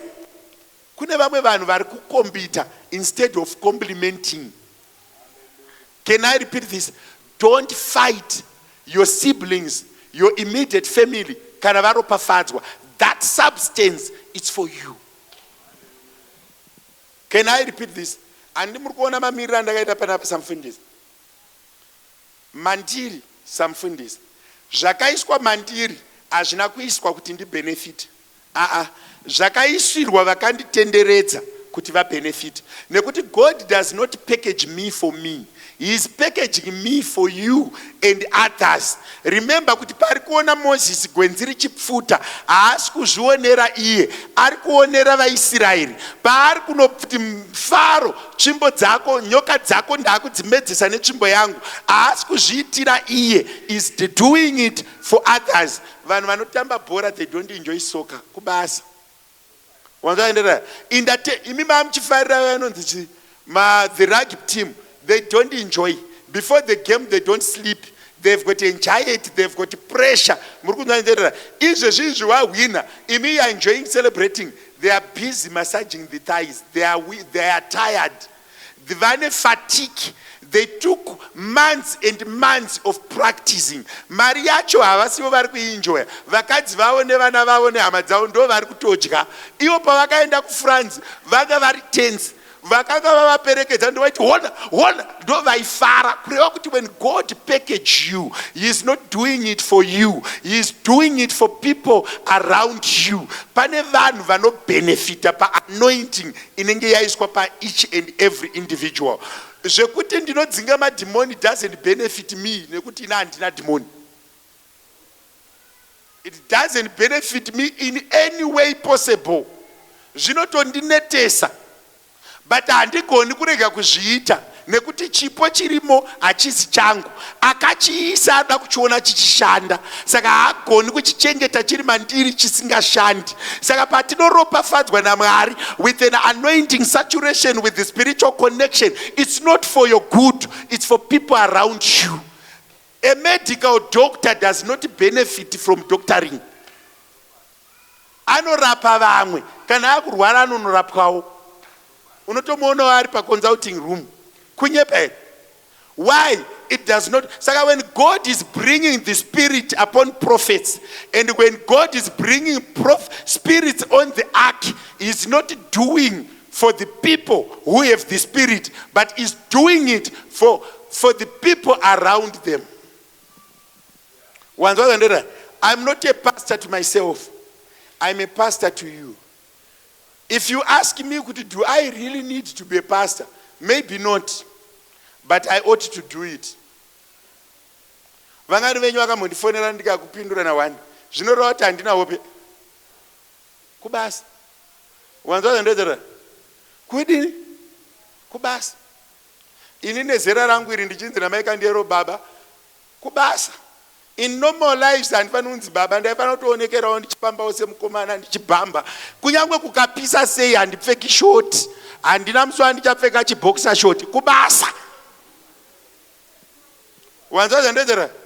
Imi munogona kupfeka zviboxer shoti zvenyu, vana baba mazuva ano nezvikabudura nezvimapushi nezvimawe arms out. Isu vamwe tiri pabasa hazvigoni. Manzwa zvandezera? Imi munotangira pachidya kuita private pass, isi tinototangira kutsapfu. Isu tinototangira kutsapfu, ndo unotangira private party yacho kutsapfu kuchitsitsino.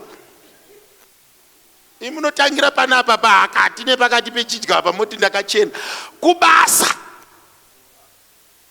And that kugara ndakapfeka unge chibage does not benefit me. Nechitopiswa kubasa. So when God is bringing an anointing, it's not for the anointed, it's for people around them. You know what Abraham aida here kumbonocheka Isaac. Isaac kubasa. And obedience, an act of obedience brings a great breakthrough. Abraham aizviita nekuti he was a man under instruction.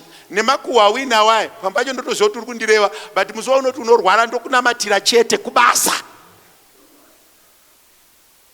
Can I repeat this? Kubasa. Even ndikaudzwa kuti maamuchinyora pamadziro kuti ndiri benzi, musi wamunouya kuota kondo kunamatira ndichirevesa kubasa. What I want is not important. The work of the Lord comes first. Saka kana wakushanda nespiritual connection, you must know that. Vangano yenyu vaimbozviziva izvozvo. Even ndakagara namaimufundisi nemhuri, pakagedhi rikangovhura ndaakutomhanya kunotsvaka kune tirauzi hombe. Dzoka naro nopfika. Zotanga kutaura. Imbotaridza munhu ari padhuze newe kuti panodiwa connection.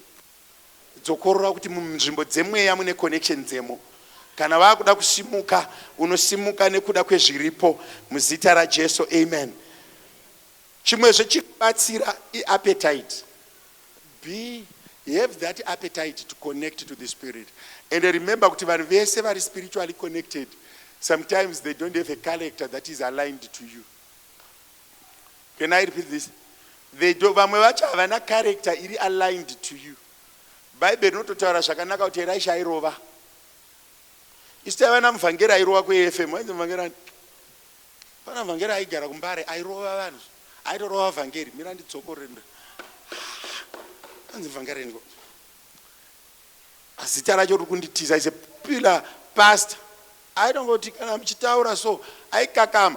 Baba ndabvira kare ndichitaura nemi. But nekuda kweanointing iri pamusoro pake haudzoseri. Umunyanira Moses ndo umwe munhu futi aizikanwa nekurova. Aikakamaka aipedzisa nemaoko. Andi Mwari vanotinongedzera dombo yanotorirova. Kuroti maari mave nezvehasha. Can I repeat this? Ndine munhu wandiri kutaura naye imboconnectawo kune zvemweya. Chimboshandisa anointing dziripo. Kana usina hotspot. Kana usina ingo hotspot. Ngotaura kuti ini ndaumbogara panapa. Ende vanhu vazhinjika vari munoka vari kukanganwa kuziva kuti chinochengeta munhu pamwe pacho haisi zvaunoziva kungonopinda mugood network. VaIsraeri vese vakadarika Red Sea, vamwe vacho vaisaziva havana pavakamboita encounter naMwari kusiya kwekuona gwenzi, kwekuona nchonzi gore nemaskati nemwedzi nenyeredzi manheru vachifamba. Hapana pavanga vaine direct connection. But vaiziva kuti Moses akataura anorevesa. Moses akati ngatipindei tinodarika. Pamwe pacho kuteerera muprofita kunobatsira. Zvimwe zvacho zvinongoda obedience. Kungoteerera so obedience. And I repeat again, vazhinji vari muno handei tinowana chinhu chinonzi connection. Nzwisisa kuti zvinhu zvemweya zvinoda spiritual dimension. Hazvidi kurizena. Zvinhu zvemweya hazvirizenwi. Nekuti pamwe pacho paunotsvaga evidence hapana. Can I repeat this? Zvinhu zvemumweya pamwe pacho hazvina physical evidence yekuti unotaura kuti ndikaita ichi, ndinobuditsa ichi, ndiMwari vanoshanda nemashandiro avo. Ndisati ndachembera kubuda ministry, ndine zvandofanira kuzadzisa. Ende Mwari ngaandibatsire. A set of instruction comes with a network. Every instruction that comes from God, it is a network. Unozonzwa Mwari vachiti, I've anointed Jehu for Israel. I've anointed Hazael for Judah. Jehu for Judah, Hazael for Israel, and Elisha is your replacement. Kureva kuti Hazael, Jehu, and Elisha vaifana kushanda wese paibuda Elijah. Mazvazo ndoedza naura. Pavari kutokumwari, pavari kutokomanda kuti kwa Israel ngakuve na Moses, vaitoziva kuti Aaron achanotaura. Vaiziva kuti Miriam achamubatsira nekuti akambomuchengeta kurwizi. Mazvazo ndoedza.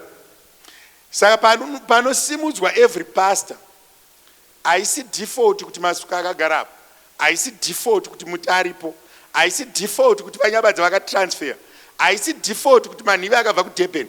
Mwari kana vakudaidza munhu vanomudaidza ine spiritual network. Havakudaidzi vari one. Pane chinhu chinonzi network. Because God is not a God of confusion. Vakaisa anointing. Vamwe venyu vanofunga kuti muri kuitira pastor Jiriji favor. Hamusi kundiitira favor. Makatogara pamaifana kunzi mugare according to the spiritual appointment of the season. Manzwa vanhu praise team. Musavambe muchinyepa kuti tistoimba. Hamuimbe nekuti munoda. It's a divine appointment. Mwari kana vakudaidza munhu vanomudaidza as a network. Amen and amen. That's why muchinzwa kuti Mwari uyu pari kuoma rwizi anditi ari kunzi go to Zarephath near Sidon. I have commanded a widow. Kuti widow yakapinzwa muchannel ye-instruction yaMwari, not because yaida kana kuti Elijah akavaitira favor, yaitove instruction yaMwari. Saka vamwe venyu makagara pamapositions amuri, hamuna kupagara nekuti munoda, hamuna kupagara nekuda kwefavoritism, makapagara nekuti every spiritual instruction every spiritual connection inouya nechinhu chinonzi spiritual network. Nevamwe vana maimfundisi, it's not like kuti waigeza stereka. Pamwe sipo yacho yekugeza wanga wasipa mazuva acho. But it's a divine appointment yokuti Mwari vanokuti chienda iwewe unogara apo uva a helper of the core and the instruction yandaisa. But pamwe pacho haudzwi semukadzi wepaZerafadhi hapana paunoudzwa pari specific kuti ndakutuma. Chako kugamuchira muprofita, wotanga kuona zvinhu zvako zvichiita, woziva kuti randagamuchira rine chekuita nedivine appointment. Ukanoiverenga yakunopera pasame chapter chapter 17 First Kings, unotozozwa kuti mwana weshirikadzi akafa, akamunamatira akamudzikisa pasi. Paari kunomudzikisa pasi, unozonzwa mukadzi uyo achitaura kuti zvekwadi muromo wenyu una Jehovha, Mwari ndavaona. Ari kuzoona Mwari kwekupedzisira, mvura yakuda kutonaya, mwana akuzorwara. Why? Mwari, vanhu vazhinji vari mumaresponsibilities ekuchechi kana vanotumwa nevafundisi, munofunga kuti muri kuabhuzwa, nyambisirwa divine appointment. Handingatange kupenga kungoti ndoda kutuma kwakati, wobva kuti handiri busy baba, handisi kukwanisa. Uri kuramba divine appointment. Hapana pandinoshandisa the spiritual power in me as alone. I need a network, I need people, I need helpers, I need supporters. As a pastor, I can't make my own food. You have to make my food. Anointing yakaiswa pamusoro pangu, kuzodzwa kwakaiswa pamusoro pangu, but you make the food for me. Like the woman at Zarephath, she was feeding an anointed person. Iye anointed person wacho oil yacho anga asina, flour yacho anga asina, but anointing aive nayo. Mwari kwakumusimudzira shirikadzi kuzoprovide upfu neoil yekutomultiplier yacho, kureva kuti pari kusimudzwa vafundisi, pari kusimudzwa maprofets, pari kusimudzwa mapirisita, panobva pasimudzwa nechinhu chinonzi spiritual network. There's no way andingagara pasi ndikaita balance sheet handidzizivi accounts. There's no way andinganoridza drum handirigoni handiti, but panotosimudzwa mumwe munhu. Kureva kuti iwe Tulani unogona kufunga kuti wakafamba kuuya kuJoburg wega. Hauna kuuya kuJoburg. Mweya Mutsvene vakatokuudza kuti kuna pastor vaakupinda mumunda. Iwe chibva kwauri kuchitungwiza chienda kuRudaport. Hauna kurasika. Inenge chitori a divine appointment in season and for the season. Saka pamwe pacho paunozosvika uchifamba wakadai maoko uchiti handiri kuroko man. Aiwa, shoko raMwari ndo rakatokuunza. Dai rakari sipo pamwe zvichida muine bhero renyu muchitungwiza muri pazuva izvezvi murunana, but chitungwiza yakanzi chimbomira, I'm moving this boy for an appointment. So every spiritual instruction inouya nespiritual network.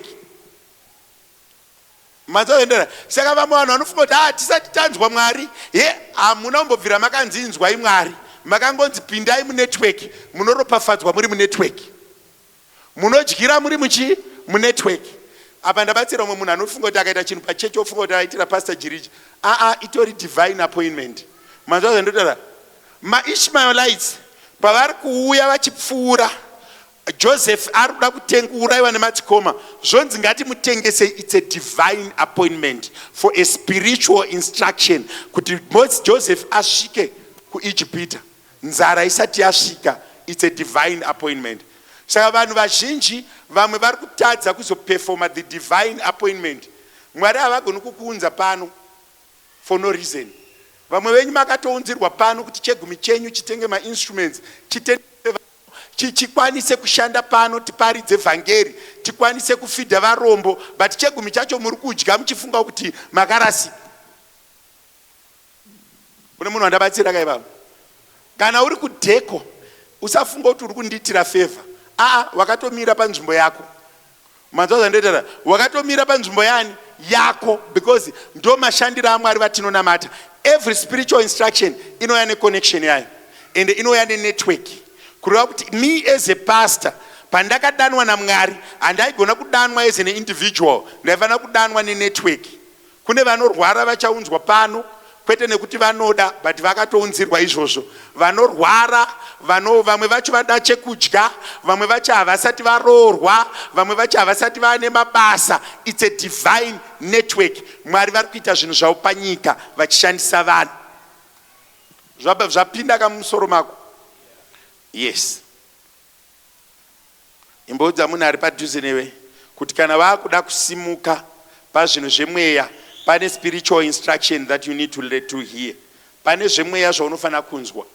Pananga ndichiparidza masikati ano ndiri kutenda kuti kune mumwe munhu atanga kunzwa zvemweya, kutanga kunzwa kuti ndiri panzvimbo nekuti ndofana kunge ndiripo. Amen and amen. Can I repeat this? Mamwe venyu nofoda kana appreciation yasvika ndinotakura church ndovapa mari yakawanda, hamusi kutipa mari, you are a vessel. God is using you as a vessel of honor to do his work. Hallelujah. Don't hold it up.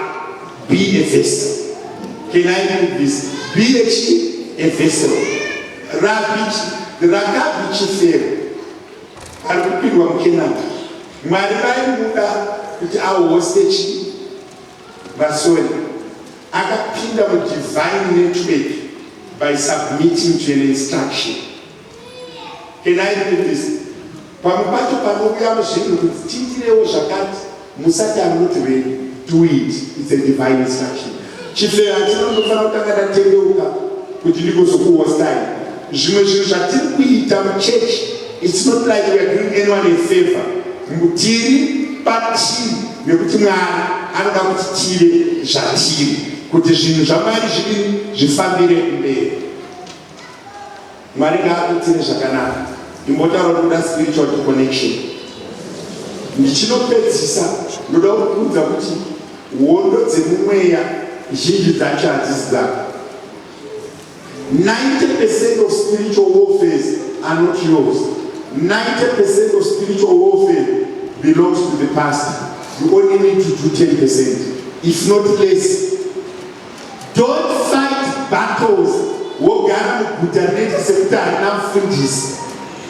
Mufundisi tine 3 days tisingarari. Ko makamborari nei first day racho makasvinura musina kutaura. Don't fight battles that are not yours. Submit the battles to the pastors.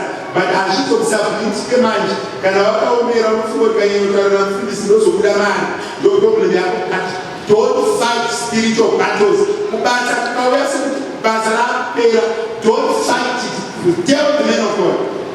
Can I repeat this? Don't fight spiritual battles. I repeat again. Don't fight spiritual battles. 90% of spiritual battles, they are not won, they are won.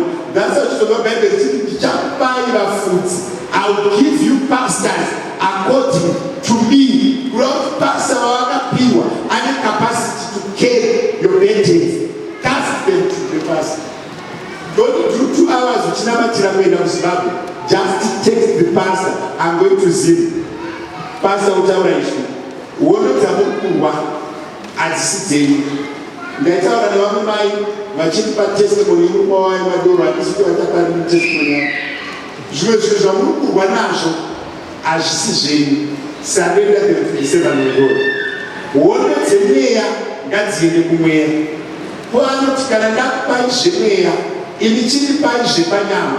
Kuda kuti iwewe kana uri muKristu, focus on tithing, focus on mission house, focus on participating, singing in church. But kana ama spiritual battles, don't fight them. Kana uri mova, talk to the men of God, don't fight your spiritual battles.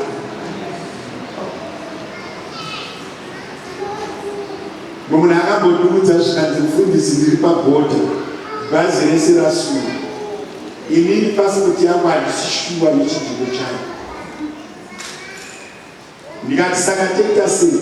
Zvikanzi bhazi rese mufundisi ende inani akana senti rekubuda munomo nelageji handinayo.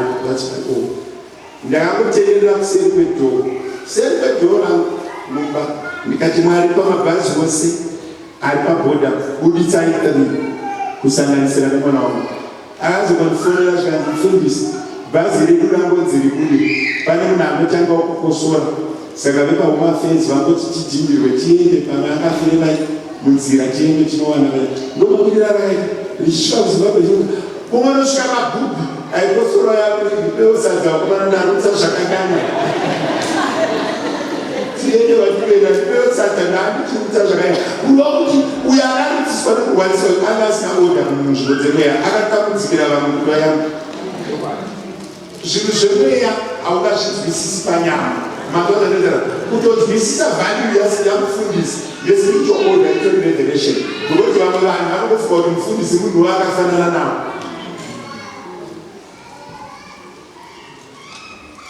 Unoziva kuti kuita board member, umwe uri board member, kunogona kunge kwakatokuchengeta imwe mari yamunayo ndeyeboard member, imwe mari yamutori nayo zhinji ndeyeboard member.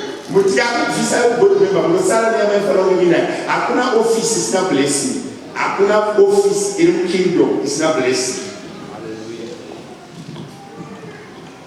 Umwe munhu akati zii ari kufunga kuti basa kwangu ndinoshanda kuti ndakavaudze kuti handina kumbobvira ndavakuti ndiri board member. Hauna kuvaudza kuti nzvimbo dzemweya dzinodini dzinozikanwa. Unoenda mumhepo zvinodini zvinozikanwa. Ndokuti mumwe mumwe angosingatanga kunamatira spiritual connection yake.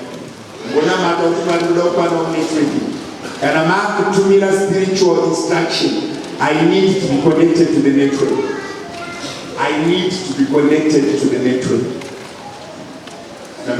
To spiritual instruction, I want to hear it and connect. Pananga ndichinamata ndichiparidza nini kune mumwe munhu angatinyatsonzwa kuti I'm not connected, I want to be connected. Pane zvinhu zvakawanda zvandanga ndisingaite munzvimbo dzemweya zvandofanira kuita. Baba, ndokutendai kuti muri Mwari. Ndamira semuranda wenyu Mwari. Shoko raMwari raburuka. Kana takuda kuenda kune nzvimbo Mwari, we need to take an instruction in the spirit. Obed-Edom akatora areka samba make yakanga yashaya anochengeta mukamboropafadza. Baba, ndiri kunamata masikati ano nezita raJesu kune vanga vachinzwa vhangeri vari kutsvaka the connection. I pray right now to minister to them. Baba, muzita raJesu ndiri kunamatira kuti dzimwe hondo dzanga dzichibwiwa nevanhu dzisiri dzavo dzemagenerational cases ngadzitange kusubmita to the anointing yamakaisa panzvimbo ino. Kune urombo hwakagarisa mudzimuri hwakanga husina connection, ngautange kukonekta neanointing yepanzvimbo. Mwari mutsvene vaitire zvakanaka, mwoyo yavo ngaive nenzara nenyota yeconnection. Right now, nezita raJesu, mweya mutsvene ndinokutendai kuti kune vanhu vasina kwavari kuenda uye kune vanhu vasina kwavari kubva, vasina pavari connected into the network of blessings, I decree that they are blessed right now. Baba, muzita raJesu, ndine hama dzimwe dzandikuudzwa kuti hauna any form of connection. Unonyatsonzwa kuti in the spiritual world hapana zvekuitika, ende wakararama muma-spirits asinganzwi kuti Joseph apinda mapotifa. Mapacha hautombozivi value yapasi yaizvo, hazvina zvazvinoreva.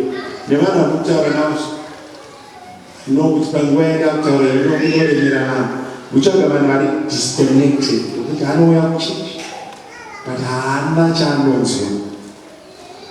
Even pandoita deliverance yavo nachaunonzwa, you don't feel the presence.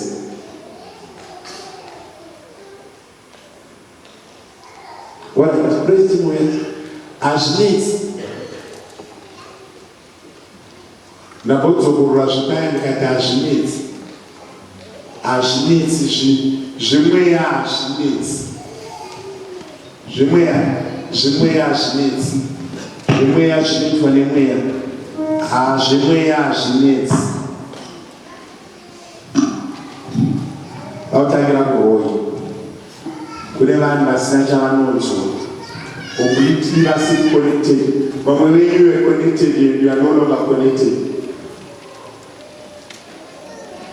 Iyo zvinonyatsonzwa kuti hapana changu chiri connected neanointing yekuno. Ndoda kumanikidza pamusoro pavo. Why? Baba, ndokutendai kuti muri Mwari true. Baba, nezita raJesu vese vasiri connected, vamwe vakakonetwa kumadzinza, vamwe vakakonetwa kumweya yetsvina, vamwe vakaroye kutaura nyasha, ngavatange kukonekta. izvezvi mweya yese iri nhamo yairesista the blessings nekushayikwa kweconnection ngaitange kubata dzimba dzinosheka, vanhu vasina chavanacho nekuda kwekuti blessing yaramba kunamira ngavatange kureceive. Kune vanhu vari kokoko vari kutemwa nemusoro. Pandatanga kutaura kuti hausi connected, uri kunyatsonzwa kuti musoro wangu watanga kundibanda kuya kunoko kundokutsvaga uye kundokuda vanhu vari paroi.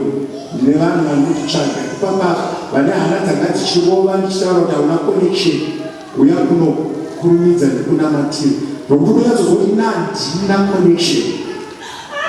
Unonyatsotoziva kuti hauna connection. Even ndikadaidzira otakokana chingo yako but hazvinyatsoita. Baba muzita raJesu ndokutendai kuti muri nani. Kune vasara vamwe vacho vari kutodhauta the way I'm speaking. Kuti ndichitokutaurira so kutodhauta so hauna connection. Dabuda muchechi muno zvaunoda kuita unoita, hapana chokutarisa kuzviita. Mweya inokurambidza kukonekta kunetwork yemweya. Kune maspirits anorambidza vanhu kukonekta kune zvemweya. 1 2 3 ndikutsvaga vakadaro. Unofanira kutemwa nemusoro, it's a sign yekuti unofanira kuya kwandiri. Kana usina kutemwa nemusoro wacho gara ikoko kukutsvaga nezita raJesu. Church, ndakudeclare zvakare vanhu vasiri spiritually connected to a spiritual power ino-originata kuna Mwari, vakakonektwa kumhepo dzinoramba kugachira zvedenga. Ipapo pauri mune dzungu raunofanira kunzwa mweya mutsvene shumirai kukereke. Ndiri kunamatira vanhu vasiri connected to any form of spirituality ine zvekuita neropafadzo kana ine chekuita naMwari. Kune vamwe kuti kana mari chaya wibati pandokutaura izvezvi unokuti maoko achimbanga nekuti haudi kuita zvemweya. Alright, regai ndinamatira vari papupiti chinodya sadza Mwari vatitire zvakanaka muzita raJesu. Baba ndokutendai kuti muri Mwari. I release it.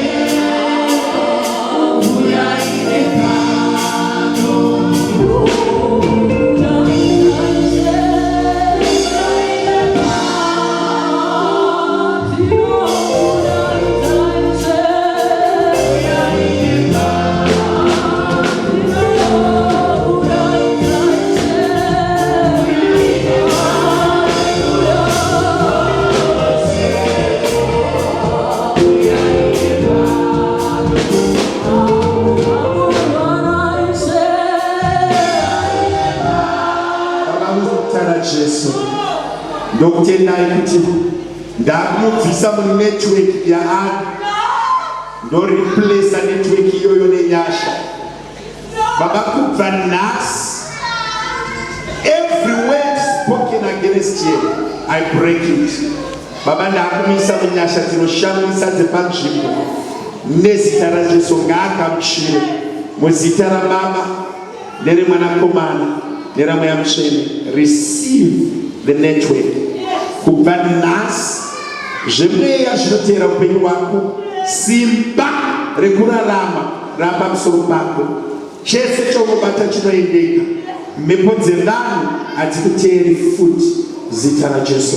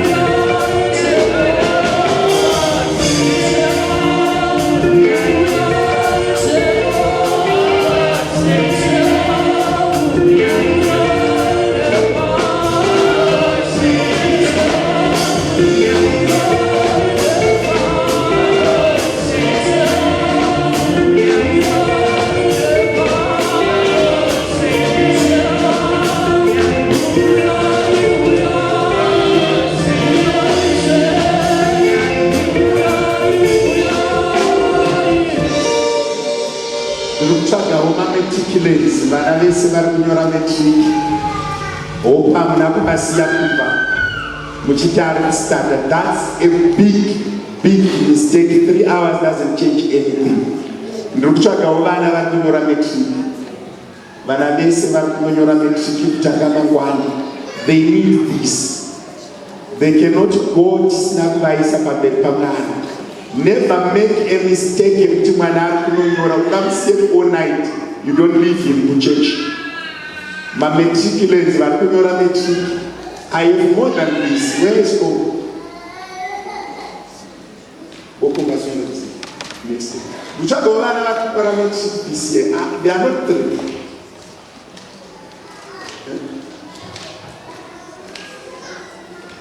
Kovane vana vari kunyora A level.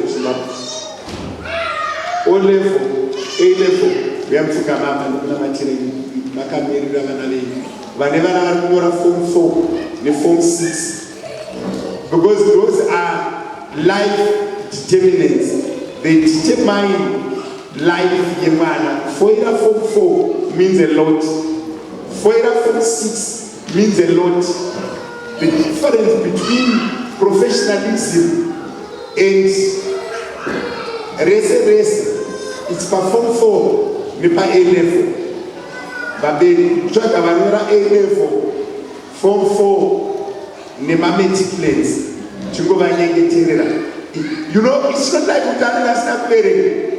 Anoona kusangana nemunhu anomaka zvisizvo kana kungomakirwa nemunhu akapfuta mbanje kana akadhakwa kana iye kutadza kutonyora chako muexam. Umwe mwana wako anotowana boyfriend nhasi ndoba anotanga kuda kudanana nemunhu oisa attention yese ipapo. Vana vari kunyora form 4 maform 4 mametic ndavavanyengeterera chechi yese uitu vadetirabatirana nava. Let's pray. Chingotenda Mwari netapenda navo. They must pass, they must excel. Atina mukana wekuti vafoire form 4 form vari kunyora maform 4 form 6 metric. Those are defining classes. Mwana akapasa form 4 one step up, akazopasa A level tatoyama. At least akapasa form 4 atone akukwanisa kuwana trade anditi tatokuda murese anditi akapasa metric tatokuda anditi saka it's something chatinotosvitora. We take it very very very serious. Dai ndakandiri nini iwewe and ndaitonouya nesiti mwana wesiti yangu because kufoira form 4 it means haakogona chadakabona. It means haakogona security. Kumbopasa form 4 ari wepano katipa takomutsvagira nzvimbo teachers college kunesing hatishai even akasana ku A level tatoyambuka pafood level tatodarika. Mwana yaachanetseki nechikafu andidya mwana yaachanetseki nechikafu. A level takutoenda panext level andidya mwana akapasa metric zvatonaka. Handiri munoziva vabereki kungopasa metric zvatonaka. Dei inobuda maresults emetric. Vabereki vane vana vanenge vanyora metric havarari. Vane vakasvinura vachifamba every garage every year vatinotsvaga pamanewspaper. Mazuva emanewspaper zuva rakanyora rakabuda maresults amishi anga ari kumba. Takafamba almost 8 magarages kuti tiwane newspaper tione kuti anei. Muri kuzvazvakuitira tingoona kuti anei because it's so important. Amen and amen. Mwari verugare vatitire zvakanaka tichimbirwa nemunamatire vana. Mwari atiudzire zvakanaka. Kana vavinga mwana musimi ndoda kuzondudza zita remwana andendika ndititaure izvi anopasa chete. Pane zvinotoitika chete. Mwari vanomupa memori. Pane zvinofana kuitika chete. Vana vedu they must prosper. It's either they prosper or they prosper. There is no room. Manzwa zvavhetera inini kana ndakaita dhakaboy not pamwana wangu. Manzwa zvavhetera not pamwana wangu. Life must change. My child must be an upgrade of me. And whatever I've achieved, my child gets 100. And dzimwe mota dzatinodriva takadzimirira pavana nedzimwe nyika dzatisati taenda takamirira vana shanu kuti vazotiendesa. Andidika zvichitiitira zvakanaka. Mwari verugare vachikudzwa. Perhaps ndine mauniversity students again they are writing varipo here avapo kana vasipo it's fine. Vamwe vacho vanotaura neni direct vasati vanotaura neni direct hamusati mavadzidzisa. Vamwe vacho vanotaura neni direct.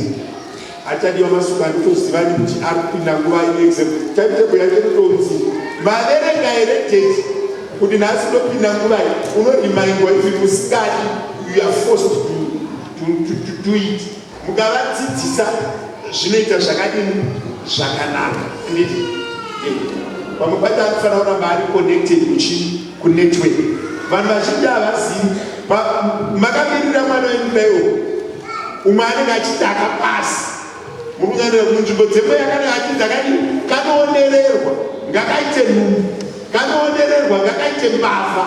Ndatoitora kuti even vaverenga ngatichiendei kunzvimbo dzemeya tinogadzirisa munzvimbo dzemweya, because even haaverenga handini pane zvinozoitwa munzvimbo dzemweya, because in as much as we know kuti it's a stage of success, the devil also knows kuti is the opportunity to strike. Mazanandera patiri kuti nguva yekukura Satani anovatambisa ngavapase, pavanopasa pavanamatira futi vakuenda kuuniversity, they go there and excel. Kana uchinamata mwana wako afanira ngatingoti star tiende. Handiti ka Mwari vedu ngari vachitiitira zvakanaka. Kana usati wane mwana asvika panzvimbo usabhoye kana wavakuuya ugore kuuya, tinomumirirawo futi, tinomunamatira futi. Handiti ka Mwari ngavatiitire zvakanaka. Na Jesu tinovimba, haleluya. Na Jesu tinovimba, haleluya. Oh, na Jesu tinovimba,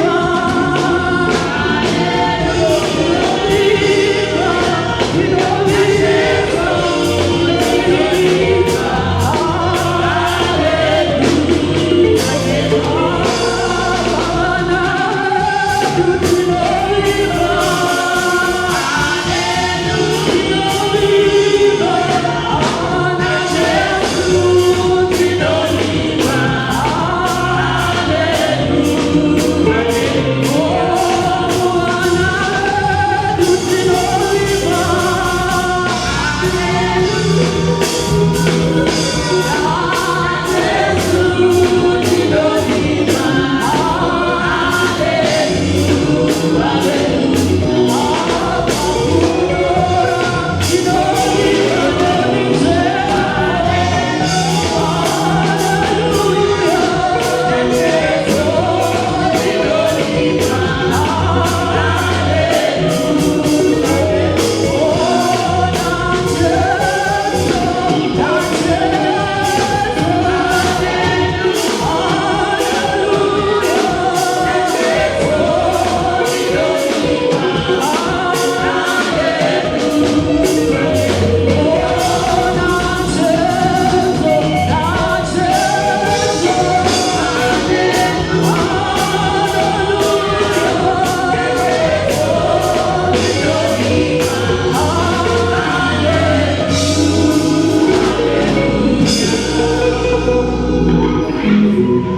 Varaudaita grade 7, they are also graduating from primary to high school. And my grade 7 SAT Kwanya Moye Kunono Kurumita. My grade 7s, I think I've got a couple. My grade 7s, Kurumita Ifamisai. Imimi Amto Motitori time, Kurumita Ifamisai, you have the energy. My grade 7s also. My elders are Tina Matrevana.